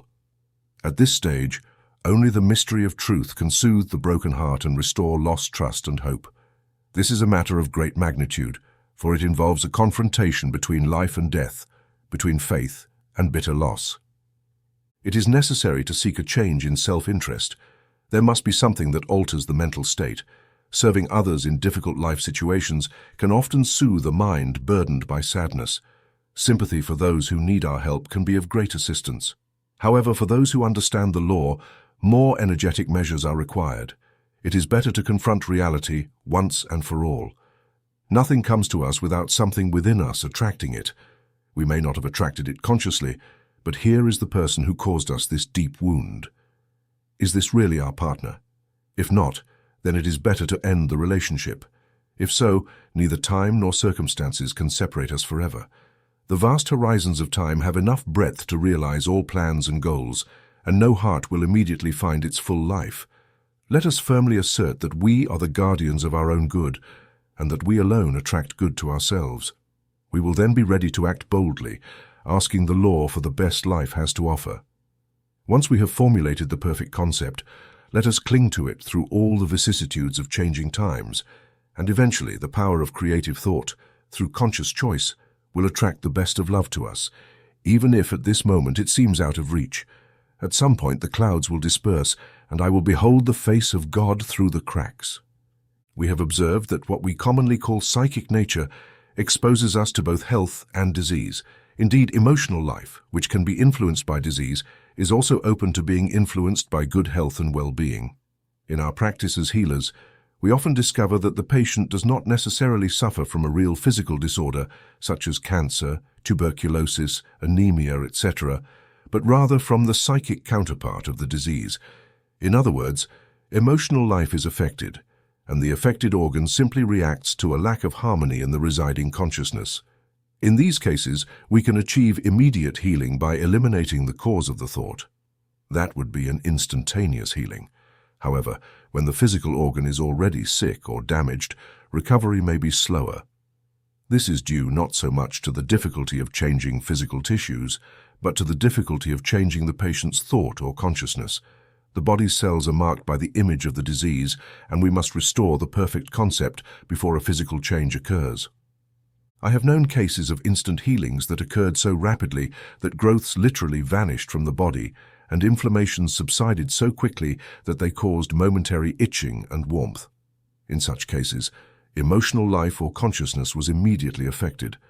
This often happens, especially with children, as they fully trust the healer's word, and since faith is everything, it has its own reward. At this moment, we see notable cases of the physical effect of emotional experiences due to abnormal psychology on the battlefield. The close relationship between the mind and the body is constantly illustrated.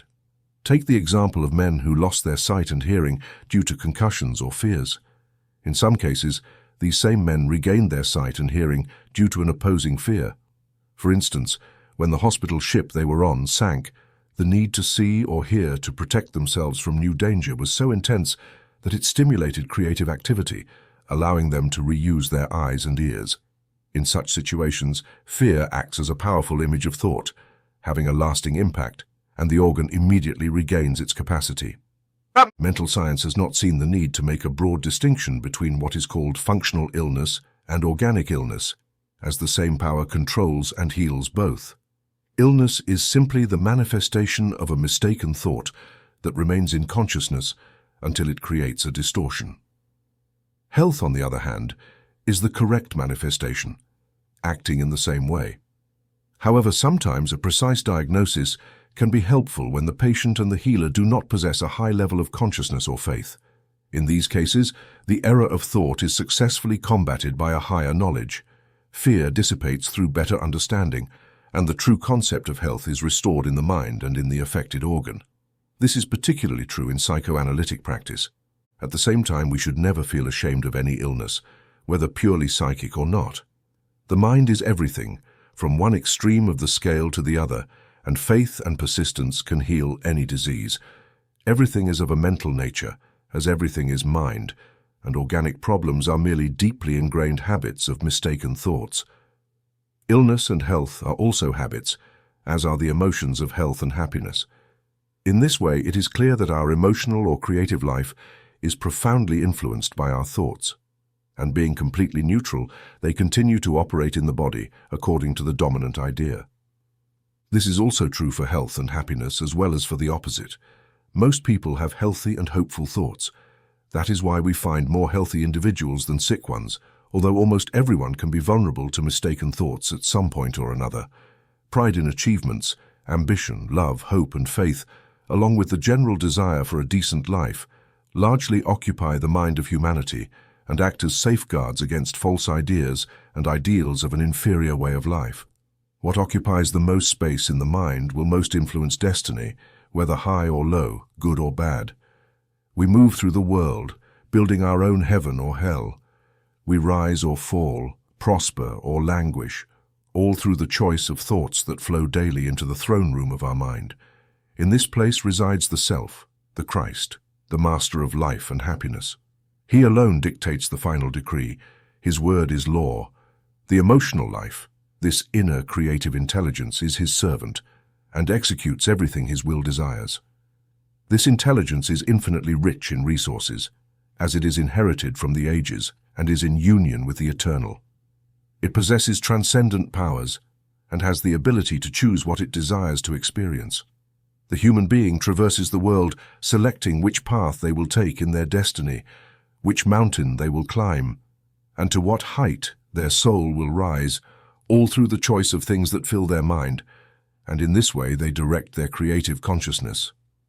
Chapter 10. Choosing what we want. We have learned that we live in the unique mind that thinks what it wants and expresses what it thinks. The substance of the universe is intelligence or life in the invisible side, and the various forms are ideas in the visible side of nature. Substance and form are vibrations or energy. However, ideas are expressed in the form of thought, and thought is also energy, so the visible universe is the thought of God. We have also understood that being has defined thoughts or chooses what it desires, acting both personally and impersonally. Its creative activity comes into play and ensures that what is chosen materializes. Although we often speak of being or mind as impersonal, in reality God as a personal spirit loves, feels, and desires in a way that transcends human experience. However, as an impersonal law, God creates any idea that is selected by him or by another for creation. If we compare the divine creative mind in its impersonal capacity to the earth, we will gain a good understanding of how the impersonal mind works for us. Indeed, the earth represents one aspect of the universal creative mind in its impersonal form, as it is the mind that operates in vibration.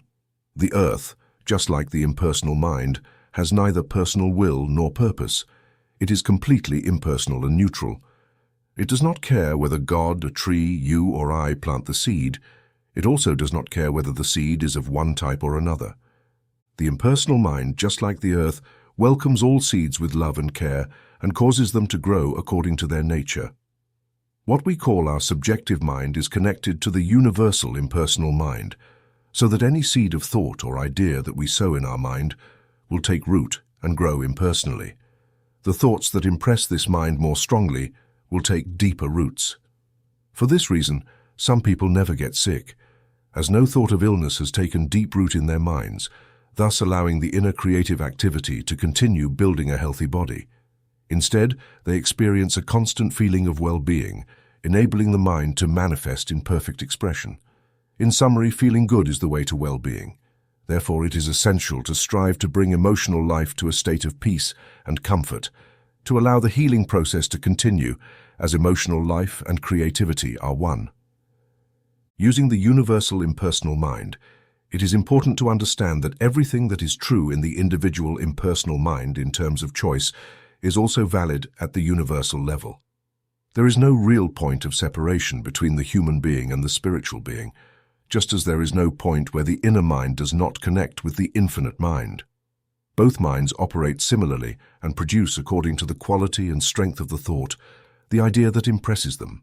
However, it is crucial to keep in mind that we cannot expect being to act against the law of its own nature. For example, we cannot suggest that water flows upstream, cancels the law of gravity, or delays the movement of the sun. Once a mode of operation has been chosen, that mode becomes the law, and being continues to create according to that law. However, this does not mean that our hopes and plans are limited, as there is room for everything within the realm of law, and each law can serve us. By conforming to the law, we can take advantage of its benefits, such as using water, the stability of objects under the influence of gravity, and utilizing solar energy for lighting and cultivation.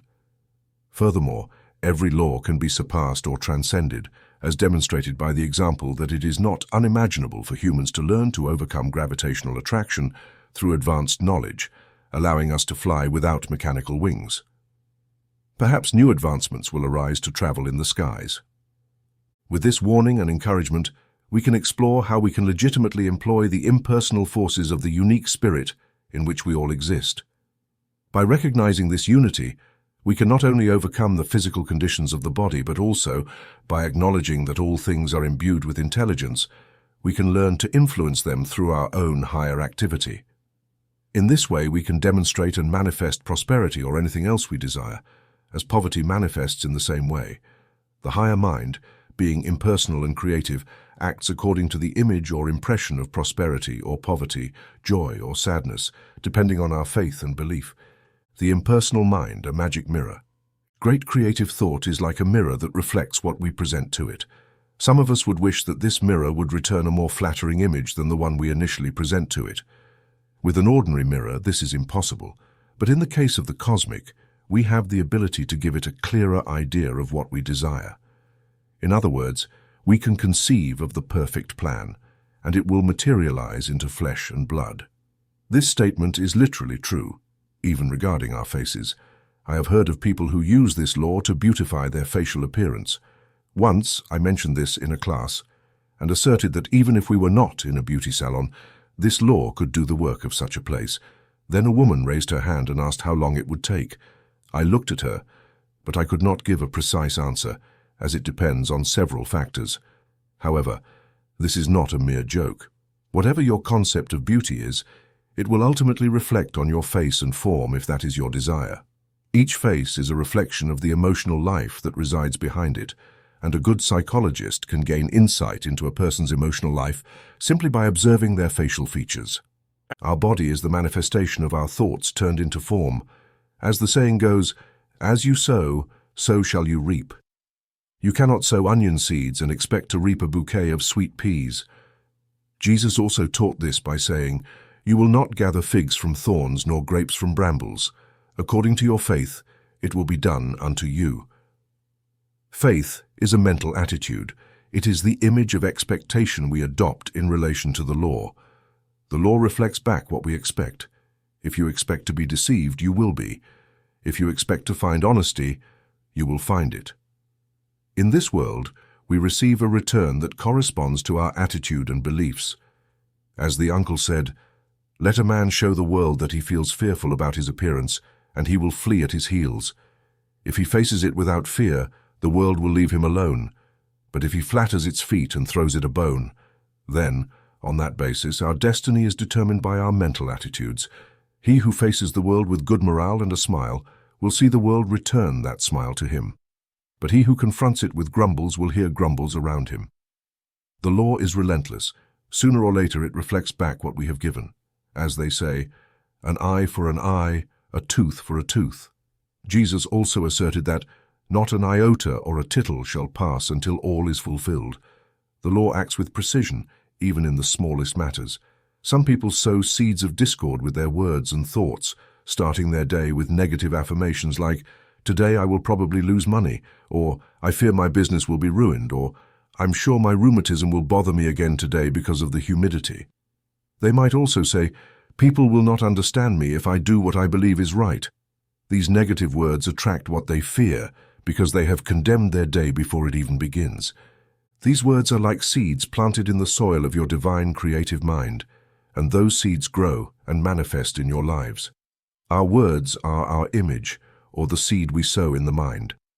If we sow words and thoughts of discord, we will reap discord. Jesus explained this in the parable by saying, "The seed is the word. The word falls into the ground, which is our divine creative mind, and it grows. We do not know how. Therefore, we must be selective and wise with our words and mental attitudes. As the metaphysical master said, 'By your words you will be justified, and by your words you will be condemned.' We must choose our words and thoughts wisely. As the poet reminds us, 'Give love and love will flow into your life. A strength in your greatest need. Have faith, and 1,000 hearts will show their faith in your word and deed. For life is the reflection of the king of the servant. So give the world the best of yourself, and the best will come back to you.' The law is a mirror. Choose wisely the image of thought you offer to it." Chapter 11. Imagining our good. All metaphysicians talk to us about the importance of forming our concept or image of reality. Many masters tell us to visualize or mentally imagine what we desire, but it is not so much necessary to form an image as it is to have an expectation. Our inner mind often shapes the model, for there is a spirit in man, and the inspiration of the Almighty gives him understanding. The greatest need is not so much to imagine the thing as it is to think of the idea of the creative mind. Before they call, I will answer them, for the Father knows what you need before you ask. Many times, I have demonstrated priority in which the outcome seemed quite different from the anticipation, but better. Why is this? It is because, with all honesty, we were seeking the best. We did not know the best at all, but the creative mind did. We presented to the creative mind the idea we wanted to realize, according to the best model we could make. Just as the artist sketches the idea he wishes to realize in a painting, and then paints it with a skill superior to his first vision, so the master architect, the law, paints for us, or draws to objective manifestation the idea we have held as an image or word for it. This explains many cases in which the healer's and patient's mind is right, even if their concept image is apparently defective. The great creative thought reflects our coveted good back to us, with its more universal addition. As Jesus said, "To those who give generously, give, and it will be given to you, good measure, pressed down and running over. Men will give into your bosom." It is now necessary to further explore the principle of ideation that we have discussed. We must learn to distinguish the activity of the creative law through ideation versus concentration. We need to understand the infinite superiority of one over the other if we want to succeed in the work of healing and assisting humanity. It is through the principle of ideation or image formation that the spirit creates or begins to manifest. Being manifests itself through the creative faculty that acts upon the pure image projected by the mind. When the mind begins to create a universe, the principle has no model by which to guide its creation. It has no rose that expresses its sweetness in the air, no bird chirping in its foliage, no star shining in the crystal blue. It cannot have these models because they do not exist yet. Therefore, it must use its imagination. It must imagine a rose, it must imagine a star, and that is what it does. In the vast chamber of the originating mind, the divine unfolds. The great artist dreams of the beauty of spheres, celestial visions, glorified concepts. The mind sketches a world, but all that God thinks must become. Being immediately begins its becoming. And the great law of the Spirit, which is a method of activity, takes the image and creates a world. This is the meaning of Genesis. The Spirit of God moved upon the waters. The divine idea is impressed upon the creative mind, and a world passes from the mind to manifestation. Man repeats the creative process. As the mind acts, so does he. He dreams a dream, and the creative forces realize it. He says, "Let it be," and it is done. He does not order it, he accepts it. Look at how everything rises out of the realm of struggle. He does not need to state his accounts, nor make his affirmations, nor concentrate desperately on it. We have had people come into our office with their will all clenched, muscles tense, teeth gritted, determined to see things through. If the will can work, then it will work. They have seized a thought and clung to faith. This form of concentration proves to be at least reckless, whether practiced on oneself or on others. It rests on the assumption that the individual's mind or will creates something instead of controlling its creation. In reality, the will has some power, but the moment the thought strays, everything collapses. Many become discouraged after practicing this model for some time. Their thoughts drift away from them, and they despair of catching up to them again. They find a good thought, catch it and seize it by a wing, and it escapes them. It slips away, and they pursue it over the fence and through hundreds of backyards. Eventually, it is captured again, but only to escape once more, until the tired mind gives up the chase and says, "I do not have enough will to do this." However, healing based on human will rather than divine spirit has been the only one generally accepted by organized religion. This fact can be easily verified by consulting the literature on the subject. It has taken the world a long time to learn the lesson that the Master taught. "Take my yoke, the yoke of the Spirit upon you, and learn from me, for my yoke is easy and my burden is light." Asterisk, asterisk. The path of the Spirit is a better path. Concentration is not your healing agent. Of myself, I can do nothing. The creative spirit within you, the creative spirit in which you live, move, and have your being, does the work for you. Your task is to formulate your idea and let the law do the rest. Suppose your mind wanders. If you have created a clear image of your desire and have submitted it to the law, and you truly believe that the law is working on it, and that you will achieve results, then your work is done. Commit your ways to the Lord. Trust Him, and He will bring it to pass. I have healed patients while they were telling me their problems over the phone or leaving a packed room after a lecture. How? By simply believing the word of the Master.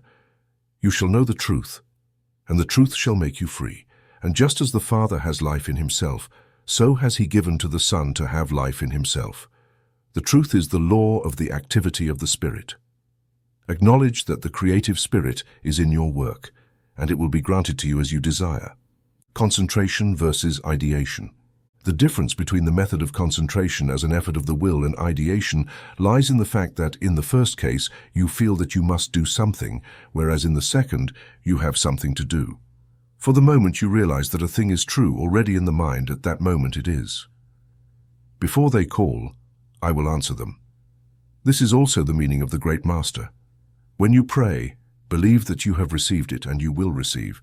Believe that the creative spirit has taken your case. Believe that in the absolute of being your desire is already realized. Believe that the perfect image or immaculate conception of your mind has been recorded in the divine mind. Believe that the spiritual reality or prototype is now. Believe that if your vision were sharp enough, you could see the health of the body or the wealth of the property you desire. If it is a house, that house is now, whether in an objective plane or in the finest ether, ready to manifest. You have faith, just believe. These are the words of the Master. So why do you believe that your good is yours and that this spirit has already reserved it for you? You will receive your good. It is on its way. The creative process, being, is transforming the mind. But now someone might object, I suppose, to all of this, arguing that it places too much responsibility on the individual. Do we not risk making wrong choices and continuously causing the law to act upon our distorted images? Will we not constantly set into motion forces that we cannot control and attract to ourselves the same evils that we wish to avoid? And what should be said in response? Yes, although I would not admit this as a defect in the divine order, it is a demonstration of the sublimity of my own soul that can choose even hell if I wish. If heaven is imposed upon me, who imposes it? Your type of heaven could be hell for me. A certain minister said that for him, it would be heaven to sprawl on a couch for all eternity while his wife tousled his hair. But he added that it would be hell for her. And it could be. I should not be able to choose, and it is not a choice at all, unless I can choose what may not be for my good at all, but rather for my harm. It is important to remember that choice involves selecting for ourselves those combinations of things and ideas that fit our particular interests. If we had no choice, we would also have no individuality. Your individuality differs from mine precisely in this. You choose a series of interests distinct from mine. You prefer different types of friends, enjoy games that I do not, read different books, prefer cakes to cookies, and perhaps do not find it fun to swim in the sea in winter. The things that interest each of us constitute a set of ideas that are individual. Although we eat, the spirit would have been thin all its life, as it had great joyful thoughts, while she worried about everything. She could have been a very thin worshipper. So, of course, we can be mistaken in selecting our interests and in combining our ideals. In that case, we would have problems, because fear and faith amount to the same thing in the end, in the sense that each is a mental attitude, an idea that will cause us to manifest exactly what we have pronounced in the creative mind. We call one bad because we do not like it. We call the other good because we do like it. But if we provoke a deplorable evil, what happens? Well, it happens, and we do not like it, and we change our way of thinking. The expectation and the wrong choice brought it about. The expectation and the change of choice will eliminate it. Theory of negations. At this point, we can consider the theory of negation, which plays an important role in the teaching of certain systems of thought. This theory rests on the obvious fact that there are aspects of experience that we do not like and that we call evil. However, since God is all good and nothing can exist outside of him, there can therefore be no real evil. It is simply apparent. It is an illusion of mortal mind. What is wrong with this argument? We have already established that there can exist only one mind, and to admit another thought that could experience something would be to accept a dual universe. Although we use terms such as mortal or human, carnal, erroneous thought, movie image, illusion, lie, and all these other synonyms for a second mind, to say that evil in itself is an illusion is to assert that we can experience an illusion. In fact, to deny something is to confess it, for if we did not experience it, we would not be aware of it. But if we can experience an illusion of pain, suffering, and evil, it is not the same as saying we are experiencing pain and evil. A rose by any other name would smell as sweet, and evil called illusion remains just as bad. However, we have already established that all we experience is the physical manifestation of a supraphysical idea. In other words, we produce in physical form what we conceive in thought. Our limited perception of things and our choices have given rise to the monstrosity that horrifies us. By being clothed in flesh, we understand the error or weakness of our thought. But here it is, in the flesh, or in circumstances. What must we do? Forget what we desire and declare what we want in situations where thought cannot conceive the perfectly round idea of health or prosperity. Sometimes it may be helpful to assert, I will not allow this. It shall not be so. This does not deny the experience but refuses to acknowledge it. According to a friend of mine, a powerful healer, she told me how she acted in her own case. Determined to free herself from her illness, she felt compelled to make a declaration out loud. However, she lived in an apartment where she could not make much noise, so she lay down on her bed, buried her face in the pillow, covered herself with another pillow to muffle the sound, and exclaimed with all her strength something like, I will not be sick, I will not fall ill, I will not allow it. Those may not have been her exact words, but they represented her thought, and it healed her. The purpose is to rid oneself of the feeling of suffering, sadness, unhappiness, and need, and to open a space for the abundance of health and all other forms of well-being. This allows us to maintain a clear image, a feeling of what we desire, and the creative mind then has a clear model to work with to bring our idea to physical manifestation. Thus, in this system of teaching, there is no room for negations. Asserting that we will not fall ill or that we will not be unhappy is a positive statement. Saying that we will not succumb to the fear or danger we find ourselves in does not imply denying that what is clearly evident to us is an experience, but rather asserting that we will not allow it to trap us. Thus, Psalm 91 does not establish that no one will ever fall or suffer from pestilence, but rather that it declares, It shall not come near you. Only your eyes shall behold and see the reward of the wicked, for he has set his love upon me, and I will deliver him. What will he be delivered from? Certainly not from an illusion, but from a real danger. I will set him on high because he has known my name. The power of the mind. It is evident that the determining factor in our lives, whether for good or for evil, is the concept, the idea that we have. If we maintain an attitude of constant expectation, we will attract to ourselves the best and most beautiful. If we imagine the beautiful, the true, and expect it with faith, our faith will undoubtedly be rewarded. Observe what we have said. If we choose our good and paint it with the bright colors of faith, it will come to us. Many people have good thoughts and wish for the best to happen. Then suddenly someone bursts forth and commands that it manifests, and it does because he believes it will happen. Chapter 12. A defined method for realization. We now clearly understand that we live amid an all-encompassing thought, which influences every aspect of the invisible nature of intelligence and manifests everywhere through beauty and harmony, as well as in the powerful and striking forces of earthquakes and storms. God is the God of all, and nothing can happen in the vast cosmic developments outside of His will.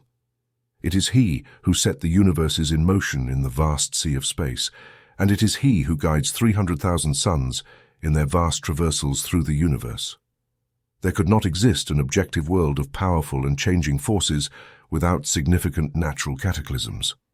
However, the human being need not fear amid these phenomena, for he can rise on the wings of spiritual understanding, walk upon the waves of a constantly evolving world, traverse torrents and flames, and escape from all danger by mastering his mind. He can do it if he chooses. He must choose to depend on the higher institutions of his soul to guide his steps and on the genius of his own thought to select the good he wishes to see manifest in his life. It is therefore of paramount importance that we understand that we live in a world governed by laws, that substance is spirit, and that the determining factor is choice. God's choices are the great cosmic choices. He does not interfere with ours. In other words, God establishes great laws through which the world and the human being evolve.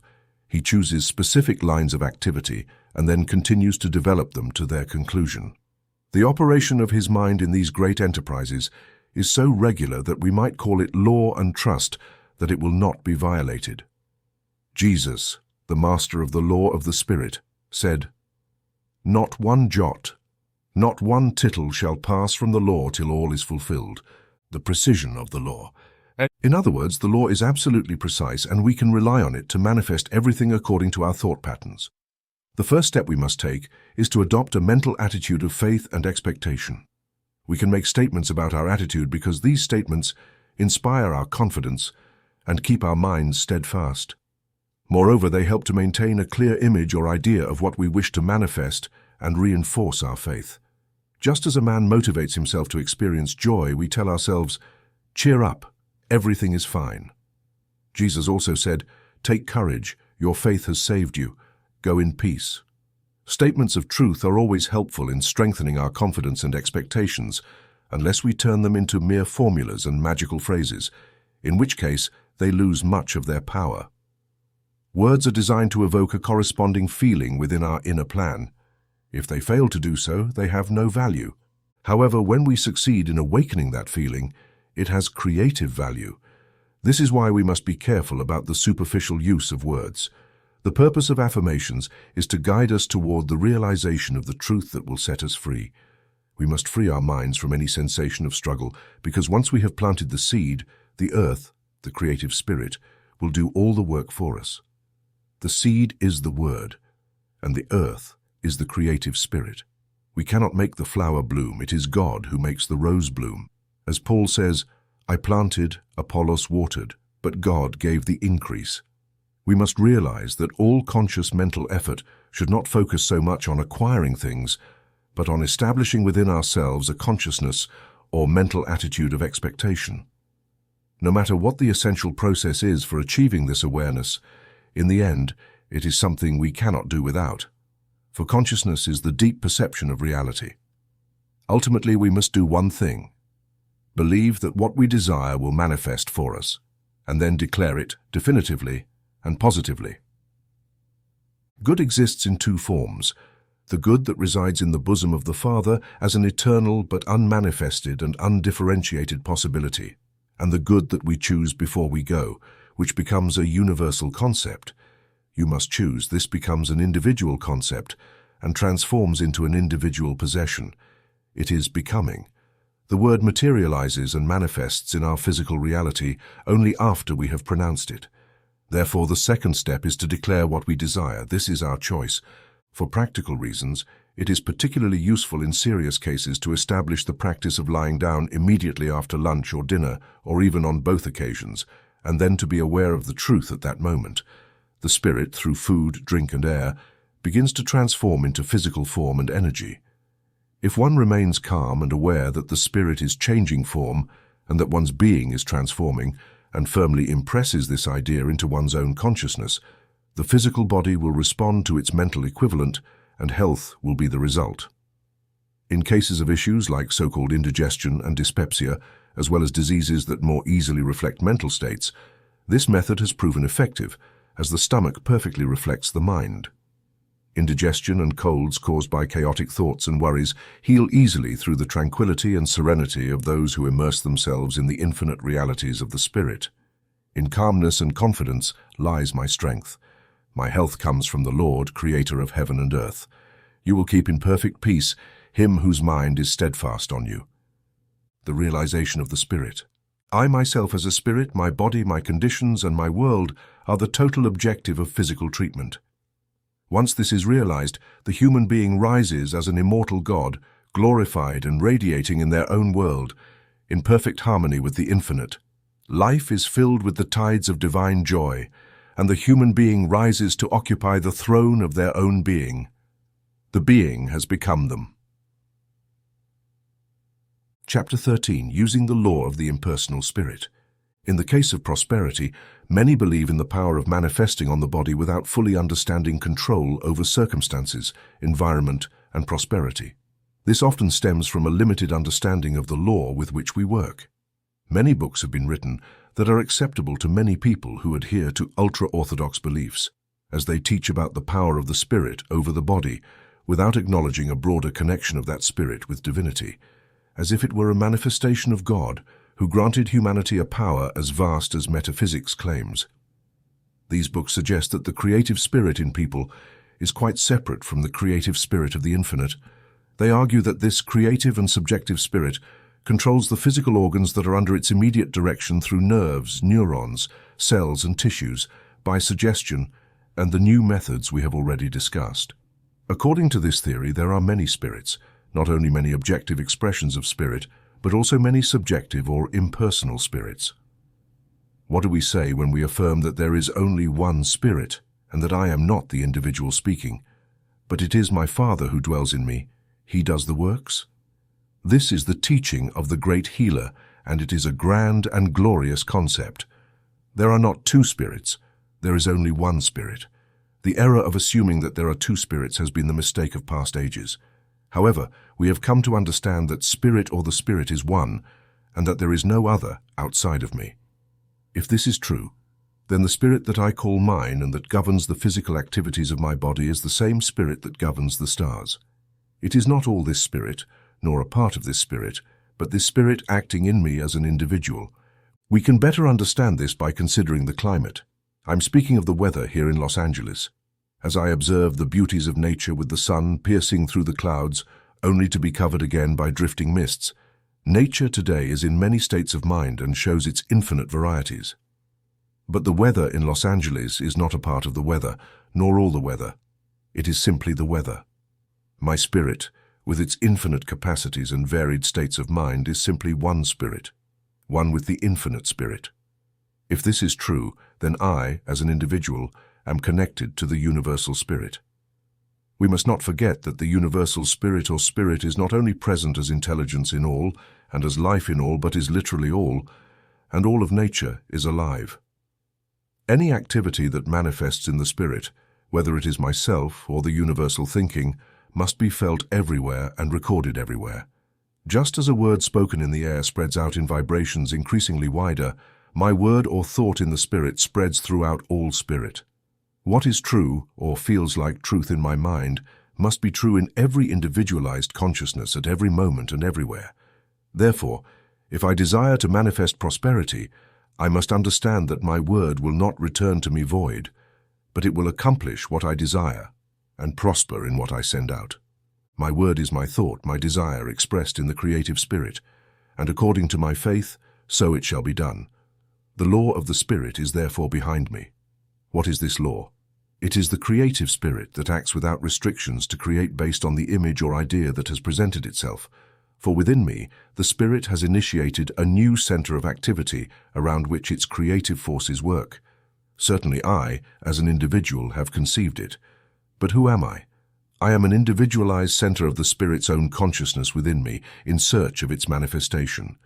The Spirit has begun its work from a new level. As I think, the Spirit thinks. In fact, the Spirit thinks through me. And when an elevated thought comes to me that inspires me with a creative feeling, and there is no greater joy than that of creative thought, I know that the Spirit has found a way to express itself through me. This is why the greatest effort must be to harmonize with God, for when this divine harmony is established and we are in phase, the Spirit can make us more effective instruments for its advanced thought. Who is an advanced thinker? Who is an enlightened soul? It is that individual who, through careful preparation of their soul, has become an instrument through which God can manifest more easily and frequently in the world. Thus, we should say that the best way to achieve prosperity is not to have a commercial approach. What we are saying is that we can only have the things for which we can provide a mental equivalent. I have a mind that corresponds to this position. Yes, it is true I can hope to maintain it.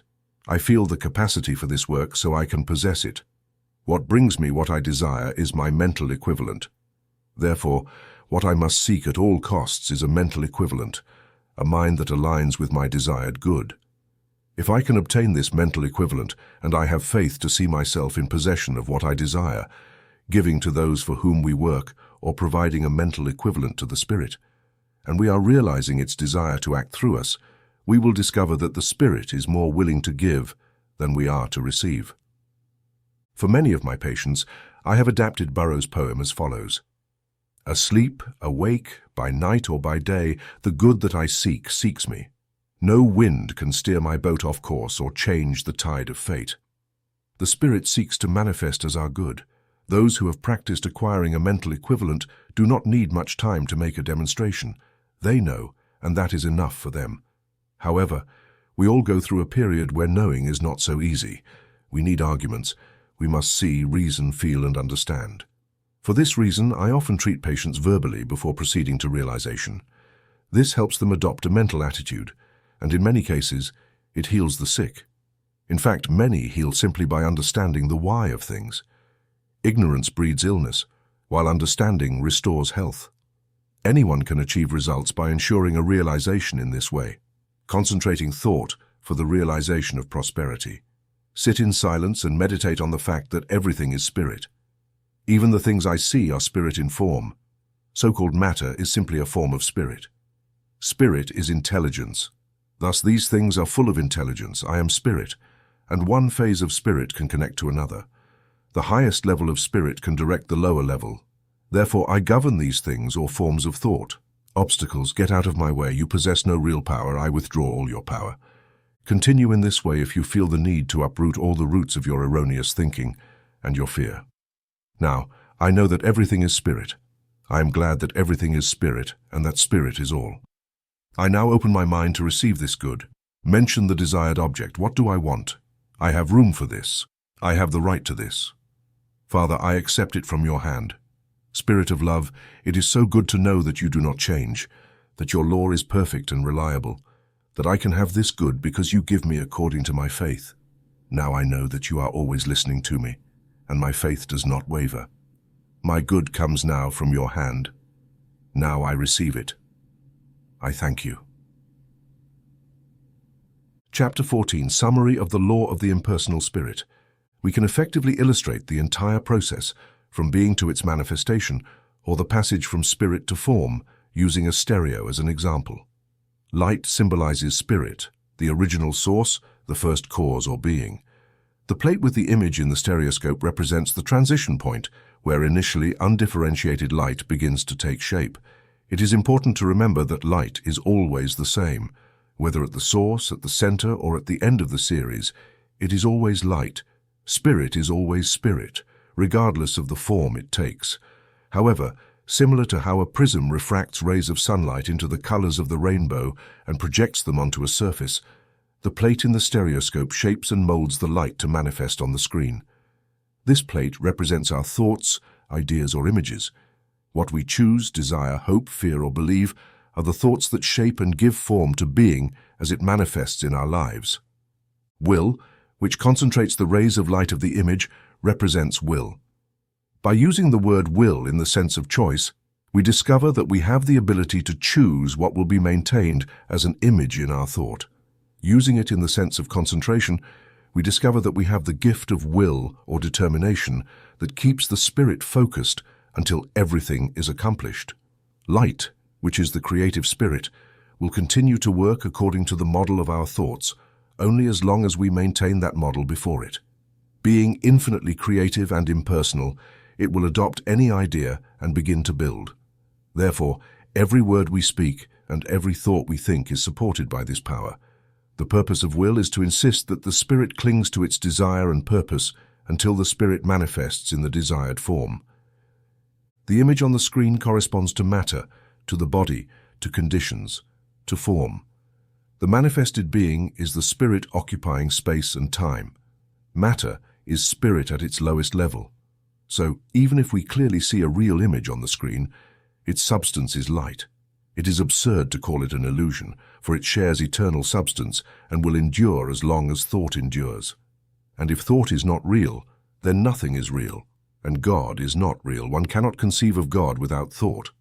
What I conceive is also his conception, for we are one. And as an impersonal spirit, it acts through me as my creative power. Thus, everything I conceive will be recorded on the screen, that is, in my body and in my affairs. Where are the flaws and errors? Now, if the image is perfect, what should we do? We say that it does not exist because we do not like it. We do not try to eliminate it. We know it is an effect generated by an inner cause. Therefore, when bodies are sick and poverty manifests, if we are wise, we do not seek the solution in the effect by striking the body or financially mistreating it to straighten our circumstances. We look to the light, and if your eye is simple, your whole body will be filled with light. We concentrate all our thought on the idea with a unified purpose. Where then do we find the cause of the discordant image? At the beginning of everything, we do not find the error. The light is good, the spirit is 100% perfect. It is perfect as substance. There is another place to look, and that is in the thought process or thought itself, where light or spirit begins its transition into form. Here we find the error. We have a faulty image. Our conceptual ability has been insufficient. Our model was imperfect. The light had to adapt to what we provided. The spirit or creative spirit, shining on the just and the unjust with equal impartiality, manifests itself. The spirit cannot do otherwise. To deny its light to someone is to deny them their individuality or their own power of choice, and consequently, to obstruct their own purposes, for the human being is a purpose of God. They are the object of divine love, and within them love seeks its own fulfillment. Thus they must receive the love we choose to give them. Otherwise they cannot experience love at all. Conclusion of the study of impersonal spirit. Thus we have studied the process of a demonstration when approached from the perspective of the law that operates under the influence of our own thought. In this method, the spirit acts as a receptive and creative agent. However, it is our own thought that provides the initial impulse in our affairs. Our choice is the complete will aimed at the impersonal spirit. Therefore, the enlightened soul performs a divine act when it simply decides that its soul manifests the divine spirit in action regarding its problem, then chooses the model it will follow for its health, sustenance, and happiness. When the inspired spirit of the individual reaches this point, it has learned to transfer all the weight of the work to the spirit, relinquishing all struggle, calmly expressing its idea, and knowing that the spirit will not only resolve things for it until the final conclusion, but is already in the process of resolving them. The being manifests for it. What we think all day matters. Although we may seek moments to quietly reflect on the deep questions of life and focus on any idea, we must not assume that the attitude of our mind for only half an hour will determine the outcome. What really matters is what we think throughout the day, and we can achieve this mental activity while accomplishing our daily tasks if we wish. Our thought must be constantly correct for our manifestations to be so. We cannot expect being to continue flowing through our thoughts towards its expression if we block the channel. Blocking the channel means making a new choice, and the Spirit will begin to work on the new idea, whether for our good or not. Finally, we wish to warn those who always turn to the creative spirit solely to obtain something from it. There is nothing wrong in the act itself, for the law is at our service, but its irresponsible use can lead to a kind of insensitivity toward higher emotions, and ultimately to questionable practices or worse. This can eventually lead to black magic, which is the destructive use of the law. Even in honest minds, this can create the habit of viewing the spirit as a source from which one can constantly draw something. This can be detrimental to our highest instincts. To avoid this, let us remember what the great Master tells us. Seek first the kingdom of God and his righteousness, and all these things will be added to you. In other words, let us recognize, as we must, that the creative spirit is both personal and impersonal, and that we must align ourselves with its forward movement and highest purposes if we wish to experience the perfect joy of being. So far we have explored the impersonal nature of the spirit. In the following chapters, we will consider its personal aspect. Part 2. Being as personal spirit. Chapter 15. The God who listens to us. We have all had the experience of God as a personal spirit. None of us have ever turned our gaze from all that the earthly world can promise or threaten, and looking up have said, "O God, all this is meaningless, if there is not something greater than this and beyond this." Or, as David did, we can say, "In the midst of affliction, I cried out to the Lord, and the Lord heard me and delivered me from all my troubles." Even one who curses God and dies has a notion of God as a personal entity. Although they may consider him unjust, guilty of the trials they endure, it is not so complicated to appreciate God's personal elevation than to avoid the false idea that God operates within the limits of human personality, as we generally understand it. For example, you and I often feel compelled by circumstances to do something we would prefer not to do. We perceive this as an imposed need, although it is in reality the result of previous choices. But God acts with total freedom, although he is always within the laws of his own being. His choices never embarrass him, even though he cannot violate his own laws, nor even consider it as a possibility. Furthermore, our knowledge is limited, which leads us to make mistakes due to a lack of complete understanding. This leads to misfortune, sickness, and poverty in our experience. However, God must know everything intuitively and at the same time. For him, principle and end are one. In our being, we often have a sense of individuality separate from others, leading us to love some and hate others. But God, as the absolute being, must include us all within himself and cannot consider himself as something separate from us, but as a part of us. As human beings, we experience time and space, but in the absolute being, neither time nor space can exist, as these concepts imply limitation and lack of totality, and God is fully aware of freedom and totality. Everything we have mentioned refers to God, of course, as a unique being, and by that we mean a being who is self-aware as unity. If God can conceive himself as a unity, then he can conceive himself as a person. Therefore, we cannot avoid the fact, even if we wish to, that he knows us and loves us. It is therefore evident that, although God shares our experience of thinking, feeling, and wanting, he is never limited as we are. He possesses all the knowledge necessary to respond to each of our problems. He loves us enough to desire to solve them, and he has sufficient direct contact with us to accomplish his will. As the great apostle said, he is able to do all things much more abundantly than we ask or think. Therefore, we must strive to think of God in a complete rather than partial manner, avoiding returning to the old concept of attributing to him likes and dislikes, sometimes wishing us well, and at other times sending us evil. Let us observe these two facts, and we will free ourselves from additional problems. Secondly, nothing in the personality of God should be interpreted as a denial of the individual's personal choice. He becomes even more impersonal in response to our will and choice than our friends do, and his designs are so vast that they construct a law upon which we can rely, as if our will never opposes his. Now let us mention the three ways in which God is personal, and how his personal nature differs from ours. God as the personal or absolute self. The essential qualities of personality are purpose, the power to think and the power to choose. Often the term personality is used to denote individuality in its strictest sense and to convey the idea of charm in manners or its opposite. However, its true meaning must primarily indicate what constitutes us as a self and the persistent self, the ego that lies behind everything we do and think. An ego is a thinking self. God is thus personal in the sense that he can choose and does choose what he will do, when, where, and how he will do it. He designed the entire plan of visible creation, planning the vast system of interconnected worlds and the entry of humanity onto the stage of human life, choosing defined areas in space in which he would establish universes to evolve and suns to illuminate the farthest reaches of time.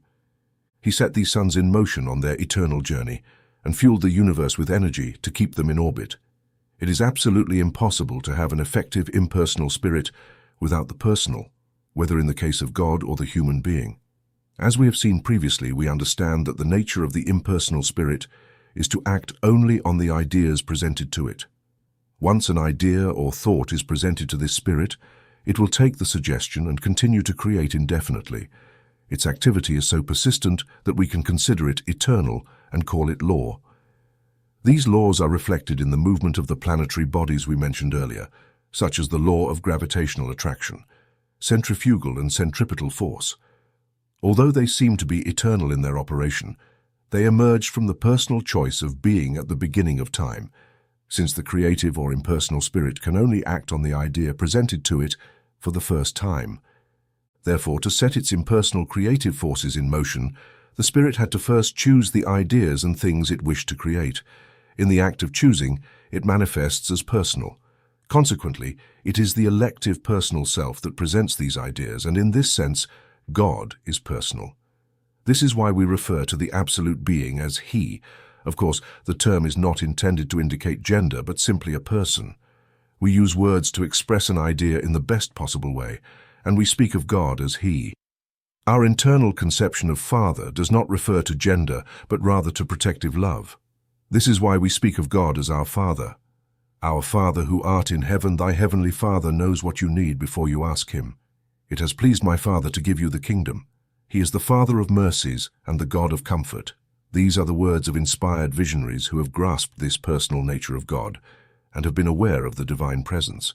However, at this point, we must recognize the historical error of endowing God with impossible personal attributes that have turned him into a human idol. His personal being and nature are so superior to ours that all his acts are in harmony with the law of his being. From our perspective, he has set in motion forces as impersonal as the forces of our own subconscious self. These are under our control to the extent that we have the understanding to use them. The forces of life, love, wisdom, truth, beauty, provision, etc. are God acting as an impersonal spirit, and our self acting as personal can use them in the same way that God's self acting as personal can use them. Furthermore, God would never interfere in the use we make of them. We can choose wrongly and suffer the consequences. We can even physically self-destruct with our choices. In this, God will not intervene. We must not fear that his will opposes ours in our personal affairs. God absolutely does not impose his will. He offers us the law and becomes our wisdom if we ask him for it. But he will not impose his wisdom on us. If a man asks for bread, he will receive bread. If he asks for fish, he will receive fish. If he asks for a stone, he will receive a stone. In other words, the nature of God cannot be interpreted in a way that interferes with our personal choice. This is an important point that the student must keep in mind.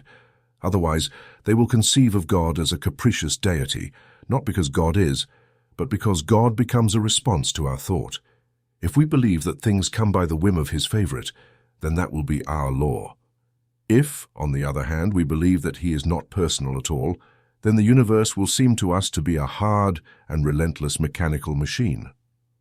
Let us therefore recognize in God the power of self-direction and initiation in the vast affairs of his grand plan, without thinking that he has intentions opposed to ours concerning ourselves on issues of choice and love.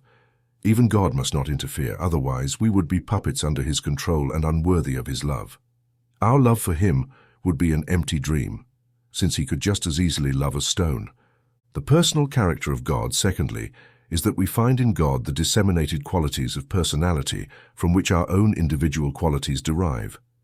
We could not extract these qualities unless they were inherent in him, just as one could not extract from the sea unless it were present in solution. There is no thought that has emerged in the human mind that has never existed in the undifferentiated substance of what is eternally possible. Every word we speak, every invention we create, every statue we sculpt must have existed as thoughts or potential ideas in the infinite mind. Therefore, you and I could not have the personalities we possess if they had not first been latent in the divine and perfect life. Nevertheless, the quality of personality that we have must have sprung from the infinite personal life. Listening, seeing, feeling, tasting, the sense of touch, thinking, feeling, wanting, loving, imagining, are properties of personal life. But they originate from him, since he is all. Thus, what Troad calls the personality of spirit constitutes the personal nature of the one from whom all things emanate. God individualized as a person. However, it is through us that God becomes more clearly personal. He infuses in each of us these qualities of his personality, or better said, he becomes each of us while retaining his powers and attributes. God reaches the greatest expression of himself in us. For this reason, each of us can aspire to be what God is in the individual, rather than being God in a universal sense. In our objective and personal self, God ventures into his maximal quest, enjoying choosing in the individual development of life with all its unknown and possible factors. Therefore, we are clearly the aims of being. Indeed, it is of the very essence of personality to propose, to begin, and to select. One does not begin or choose anything without reference to a plan. In this way, the spirit has objectives it intends to accomplish for both the individual and through it. This reveals that the spirit acts with a character opposed to that of the impersonal spirit we discussed earlier. In the impersonal spirit, we find being acting as a receptive and creative agent. In this spirit, we find it as an active agent, the purpose of the spirit. To deny that the spirit has its own purpose and intention is to disconnect ourselves from it at its highest and most rewarding level. To reject this is to lose all sense of relationship with this purpose and thus prevent ourselves from receiving its benefits.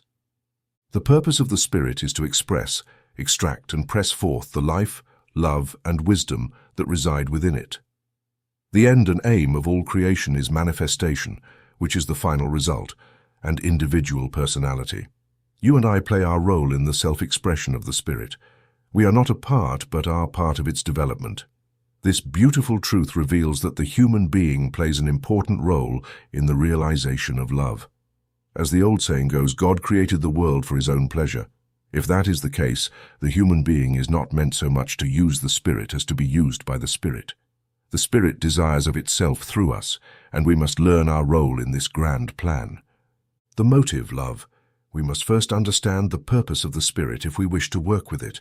This can only be one, which is self-expression, but it can manifest in various ways. Behind all this, there must exist a supreme impulse, which is love. The Master's intimate friend declares, "Everyone who loves is born of God. Whoever does not love does not know God, because God is love." No one has ever seen God. But if we love one another, God dwells in us, and his love is perfected in us. In this way we know that we dwell in him and he in us, for he has given us of his Spirit. Therefore the presence of love is a sign of the dwelling of the Spirit, and by expressing this Spirit, we unite with the great creative purpose and become one with infinite life. We lose all sense of separation and merge into the palace of the King. It is therefore extremely valuable to study the Spirit from the perspective of its purpose and motive. Chapter 16. The God who loves us. The motive of the Spirit, let us say, is love. What is love? Love is the union of two affined things. It is the fullness that arises from this union. No matter where you look, you will find life incomplete without this union. The entire visible universe is nothing but the outer manifestation of this inner principle. It manifests in the chemical affinity of atoms. Without this closeness of affined things, all material substances would separate and plunge into the chaos of incompleteness. In the plant world, we perceive the presence of this principle. The seed plant cannot give birth to another plant until the female flower is fertilized by the male. Long before the discovery of sexual organs in plants, the ancients, as in Egypt, recognized the separate sexes of the plant. Herodotus says that the Babylonians knew this and hung male date clusters from the deserts above female dates to fertilize them. It is unnecessary to illustrate further. All nature proves the presence of the principle of love or the union of two affined things to form a true whole. We must then see that the Spirit, your Creator, shares the nature of its creation. It must also be love, for there can be no expression without an expressor, nor love without a lover. God is love. Therefore, the Spirit seeks its own fullness by expressing itself individually in the human being, whose primary nature is love, and it finds its own fullness in the pleasure of that love. The motive of creation is the self-realization of the Spirit in love. The Spirit thus has another purpose, to continually evolve an individual higher and higher, upon which it can pour ever more complete measures of its love and life, for the Spirit is infinite in its potential, and once it begins, it continues unto infinity. Learning to vibrate in harmony with this divine purpose is the end and aim of all true teaching.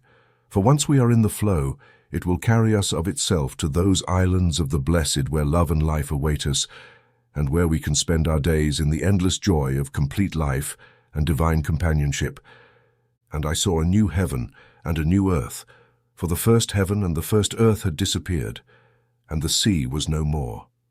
And I saw the holy city, the new Jerusalem, coming down out of heaven from God, prepared as a bride adorned for her husband. And I heard a great voice from the throne saying, Behold, the tabernacle of God is with humanity, and he will dwell with them, and they will be his people. And God himself will be with them as their God, and he will wipe away every tear from their eyes, and death will be no more, nor sorrow, nor crying, nor pain. The former things have passed away. This is a perfect picture of the state in which the human being finds themselves when they identify with the purpose of the Spirit. Love has found its fulfillment in him, and life has found its fullness. We cannot escape unhappiness, pain, and poverty so simply as this. The identification of our purpose with that of the divine. We do not have to struggle or do anything. We must simply be one with the infinite Spirit. You will find forgiveness for all your transgressions, the peace from your battles and conflicts. Make the peace of the Lord your possession. Become one with his life, more life, more life. You who seek it, find more love, one with the infinite Spirit. Then the question arises, if all our good comes from this unity with life, how should we realize this union? The answer is that it does not need to be realized. It only needs to be recognized. Separation is only apparent. In any case, it never truly was. You have nowhere to go outside the infinite Spirit. There is no outside. You simply thought you were outside. At the same time, life and love have no reality for you until you recognize them. Behold, I stand at the door and knock. If anyone hears my voice and opens the door, I will come into him. You are the doorkeeper, and your door will never be forced. The father goes to meet the prodigal son who returns, but he does not force him to enter. In reality, the son never left the love of the father. He only thought he was outside, and all he had to do was think that he was inside. Thus, he came to himself. Our goal, therefore, is to find our own fullness in love, and to bring to the Spirit its fullness in our love.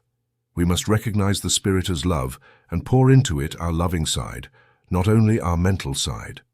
When this is done, we will also discover the great secret of the healing power.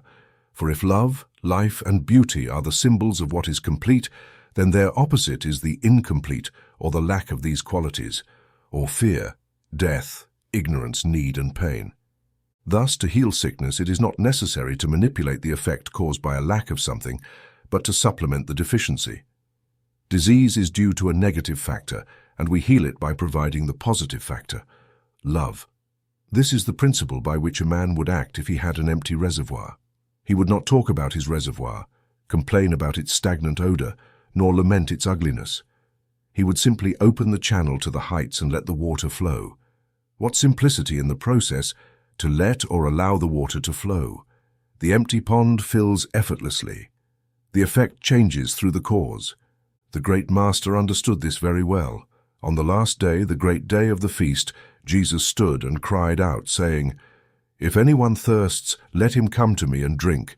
He who believes in me, as the Scripture has said, out of his heart will flow rivers of living water. But he spoke concerning the Spirit whom those believing in him would receive. He speaks of the great inner self. When he says me, we are expressly told that he was speaking of himself in relation to the spirit. Thus we have another image of the glory of human nature and the process of healing. If someone opens the conduits at the bottom of the pond, the water or the spirit will fill him like a spring.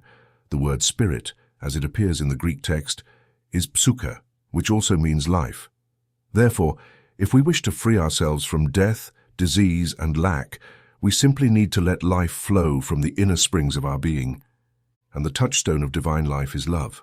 I breathe the life and love of God, the exhilarating air of the Spirit, and I feel the moving and vibrant force of the one whose ardent care fills everything. I breathe his life as one who drinks from the sacred cup, drinking the wine of God the vine. For as he exalts me, God fills the vessel. I tremble again with health and peace, as through my veins surge and flow the seas full of health that cleanse, inspire and purge away pain and struggle. I breathe more deeply the prana air. I drink even more deeply from the vessel, for as I drink from the full edge of life, God fills my thirsty soul with his own life. The God who heals us. Therefore love is the great healing power. It is its essence that causes what is incomplete, or it is its presence that causes health or fullness. Love is fullness or wholeness, and fullness or wholeness is necessary for both the soul and for one who can administer the great palliative of love to the broken in spirit. It serves humanity, whether one succeeds in restoring the body or not. A friend of mine, a trained nurse, recounts a case to which she was called. The doctor stated that there was no possibility of recovery, and therefore the nurse was to make the last days as comfortable as possible. The woman was in the prime of life, and in her bitterness in the face of pain and death, she had even turned against her own family with a sort of hatred. The nurse, knowing the principles of mental science well, said nothing at first, except as a nurse. But she immediately began to declare the presence of love. She silently affirmed, "You are filled with love, and only love surrounds you." This continued for several days, at the end of which the woman said, "Nurse, you are good to me, I love you." Shortly thereafter she said, "I am filled with love. It seems to me that I love everyone." Then she and the nurse talked together and she said, "I know I am not going to recover, but I feel that I am healed. Do you believe that anyone could feel this way if they were going to die?" "Yes, I know you are well," was the response. The woman died, declaring her faith and love. One might think that this is not a good example of the healing power of love. However, what was missing from this woman in the first place? She needed to regain a sense of wholeness, of unity. That is love, and she needed it in any plane of existence in which she lived. It seemed that she had found herself again. There is no doubt that she would have recovered if the case had been addressed before the idea of incompleteness took such hold of the impersonal mind that the opposing idea of health could not supplant it. It struck me, or I experienced cases where the thought of love saved people who would otherwise have died and brought them back to love and service to their families. One of our healers was called to such a case where a woman had been given up by the doctor to die of tuberculosis. He said she had only 4 days left to live, with a divine compassion of dedication that I have rarely seen matched. The healer pulled her back from the brink of the grave, and at least 2 years after the time he spoke of, I knew she was managing household tasks in her own home. Let us consider the reason why love played such a divine role in the healing of souls and bodies. We all understand that love is a feeling. The first nature of spirit is feeling, and its motive is to express that feeling. So we often speak of the first cause as the original feeling. The creative power is therefore emotional. The same goes for the individual. Subjective faculties govern all the unconscious activities of the body, making the heart beat. The lungs expand to take in the life-giving air, building new cells of various organs and expelling impurities. These subjective faculties are emotional. The seat of emotions is not objective. Our objective faculties only have memories of emotional experiences. Feeling and emotion are subjective and creative. It is well known that it is not the act of maintaining a thought that heals, but the feeling that accompanies the thought. How many times have we observed the physical change that accompanies a strong feeling? An angry man turns red, a frightened man turns pale, hair stands on end, skin bristles. Courageous men tell us that this occurs even in the case of those whose will pushes them forward courageously. A staff member of Napoleon told a certain officer, "Did you see how pale he became when you gave him orders?" "Yes," Napoleon replied, "but nonetheless, he will do his duty." Colossal hidden energies reveal themselves under the tension of strong emotion. Many cases have been cited where a paralyzed person rose from their bed and accomplished prodigious feats, as in cases of fire where the need was urgent. On a constructive level, the same process occurs both in individual creation and in universal creation. An idea enters the mind. Strong creative emotional forces play with it and build according to the model, and our greatest ideal moves from thought to actual expression. It is through feeling that the ideal becomes reality. It is through love that the word becomes flesh and dwells among us. Thus understood the poet who wrote, "One thing shines clearly in the sweet reason of our heart, a light that runs over the abyss. To stray from love is the only betrayal in the world and tramples all suns." The creative faculty, love, right here, is where many fail in results. They have the right thought, but not the feeling. They have intellectual persuasion, but not emotional. They do not feel their truth. No song sings in the heart, no pulse beats more warmly, no wave of joy on the shore. It is not that one must lose intellectual balance, for there is nothing unnatural about feeling. Feeling is normal and divine. But it is not necessary that we work love from somewhere. The heart that goes out in natural expression to find fullness in another or in the original feeling itself gives because it delights in giving. It does not calculate the return. It seeks nothing. It is simply being its true self. The great loving and compassionate heart of the master healer drew people to him and made him the great healer that he was. He did not love people to heal them. He healed them because he loved them. Healing was not an objective but an inevitable result. Healing is a byproduct of consciousness. The enlightened spirit heals because in expressing love, it also acts creatively. The creative faculty is love or feeling. The greatest healers today are those who, out of great love for people, are ready and willing to help them untangle all the entanglements of life and say to the turbulent waters of their souls, "Peace, be still." Selfless affection is divine. Devotion is divine. I built a chimney for an old friend. I rendered this service without hope of pay, and I wander through the cold of winter. Yet all day long, I rest in front of the fire. We thus see that love finds its own fullness in giving.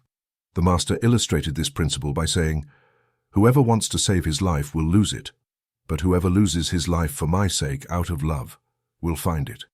Love is only the concept in expression, never in constraint. Life is only fully lived to the extent that we love. This can often be seen illustrated in men and women of great heart who have applied this truth. Love, being the finest and most harmonious vibration, has wrought a miracle of change in the fine molecular structure of flesh. Radiant health flows from the overflowing banks of life. The smile of such a person is a blessing, and their laughter is a delightful contagion. Therefore it is the result of true feeling. It is an end, not an objective. Love has its own reward. In love, love is worth it for itself. Love is the fulfillment of the law. It is the fulfillment of the fullness without which life falls into its elemental chaos. Thus, the spirit seeks its own fullness by making its union with that other self which is within it. The question, therefore, is the one already posed. How can we cooperate with the work of the Spirit? The answer we will find in the next chapter, chapter 18, The Mystical Union, or How to Realize the Presence. Life finds its fullness only when the full purpose of the Spirit is fulfilled through us. It seeks a worthy object of its affection. Being moves from the absolute to the individual and becomes you and me to find that object. For outside of oneself it would be impossible to find it, since God is everything. Man is therefore born for love. Human life can never be complete without the union of individual consciousness with universal consciousness. The ultimate quest of the soul must therefore be that of this fullness of being. It is this wholeness that we all seek, whether we express it in one term or another. Even those who seek things instinctively recognize that they follow the consciousness of unity. It never precedes it. We must harmonize with the power of the Spirit before it can effectively act through us. But in addition to the general consciousness of divine unity, there exists the desire of every natural man for a personal sense of relationship with God. The quest is personal, as the mystics have said. It is the flight of the one towards the one to cooperate with the spirit in the fulfillment of its ever higher self-expression purpose. It becomes necessary for us to move toward him just as he moves toward us. Our love cannot mean anything less than being spontaneous. The spirit cannot force us to love. It cannot compel us to cooperate in mechanical creation. Everything can obey the law, but only man has the power to disobey. This elevated power of deliberate choice belongs to him alone. He can give or refuse. Without a doubt, he is incomplete himself as long as he retains an incompleteness or unhealthiness that translates into limitation, disease, and death. Man therefore possesses a glorious freedom to choose his own path, and it is when he willingly gives his heart in loving union with the Spirit that he finds unique pleasure. In this sense, man himself becomes necessary for the Spirit's own pleasure. That is why, although man may stay away, if he does, he will suffer from incompleteness, which, being the opposite of fullness or good, is evil. Conversely, if he chooses to find unity with the Spirit, he will find peace, balance, and satisfaction that arise from his fullness, and what comes to him does not come as an end to be sought, but as a more universal addition that creative thought brings. Our reward is to seek first the kingdom, and all these things will be added. It must therefore involve the spontaneous activity of the heart, seeking its own fullness in giving, in the loss of self, to find it in the higher being. Through silence toward the center, we must first realize that we are in quest of wholeness. Everything we see, and most of what we experience, are connected to something more. Everything is an exposition of parts. We must strive to feel the essence from which all this multiplicity arises. We seek union with the Absolute. This can never be accomplished objectively, but only within ourselves, where the relationships of things find their relator. We must pass through the portals of sense beyond thought toward feeling. Mystical consciousness can be obtained through love, but never through thought. It is in the realm of intuitions that we find more than yes. Here is the eternal light. One day, a skeptical friend approached the great spiritual leader, Rabindranath Tagore, the father of the poet, and said to him, "You speak of God over and over again. Of God, what proof is there that he exists?" Tagore pointed to a light and asked his friend, "Do you know what that is?" "The light, of course." "How do you know there is a light?" "I see it. I don't need proof." "That's obvious. The same goes for the existence of God. I see him in me and outside me, in everything and through everything, and I don't need proof. It is evident in silence. One does not seek proof, but only what will be evident in itself to the soul. A vision of the whole and ultimately union with the whole. And just as the very pinnacle of life is reached when we can, on the one hand, express ourselves in the world of the relative, and on the other, be aware of the totality of being, let us not be disturbed if it takes us time to fully realize ourselves in one sense or the other. We must find our place in both worlds, the outer and the inner, at the same time. Most of us get so entangled in the world of effects that it is difficult for them to transition into the world of cause. Concentration and meditation, the first step similar to that of Miss Underwood toward mystical consciousness, is concentration. We must bring the mind to a point of interest and keep it there. Our goal is to center the mind exclusively on the desired object, the recognition and realization of the divine presence. For this, we can, if we wish, make affirmations that go in this direction. I affirm the oneness of being and my unity with the whole. The Father and I are one. I enter into the secret place of the Most High, where I may dwell in the shadow of the Almighty. I know and believe in the love that God has for me. God is love, and he who abides in love abides in God, and God in him. There is no fear in love, but perfect love casts out fear, for fear has punishment, and he who fears is not perfected in love. We love because he first loved us. I am not alone, but I and the Father who sent me. If I know myself, I also know the Father. From now on I know him, and I have seen him. The Father loves me. Father, I have glorified your name, and I will glorify it. You, Spirit of truth, have now come and guide me into all truth, and reveal yourself to me. O righteous Father, I know you because you are my revealed higher being. Let me say here that these affirmations and others like them that we will all make to express our determination to know God and to realize him should not be made just at one point in time. We must also not seek this realization just for the moment. We must continuously practice the idea of a real and vital presence. We find this wonderfully realized in the life of Brother Lawrence, the medieval saint, who claimed that the practice of the presence of God is the greatest rule of a holy life. His wandering thoughts will be brought back again and again to the unique point of reference. It is this fixity of purpose and monoidism that impresses us strongly into the field of inner consciousness, where there is a complete realization of the connection between the self and God. Unity with the Absolute can only be obtained through the determined desire and continuous submission of the spirit to this unique idea. That I may know him progressively, we will be able to withdraw from the consciousness of the relative, increasingly toward the tranquil mental state in which the voice can speak to us. By maintaining this attitude of expectation, the spirit is ultimately led to a certain balanced calm that the mystic has called the peace of the soul, the tranquility of the soul. Through appropriate effort of will, the spirit can be brought to a state of calm in which earthly concerns settle down and the noise and tumult of the senses are forgotten. This wild, throbbing pulse of my spirit, so agitated by the clamor and struggle of the earth, calms in the presence of serenity in this temple. A peace seems to embrace everything around me and wraps me affectionately. Having reached this delightful solitude of the soul, many confuse it with the ultimate, and there rest in the untroubled sea of silence. However, they are still only in a mental state.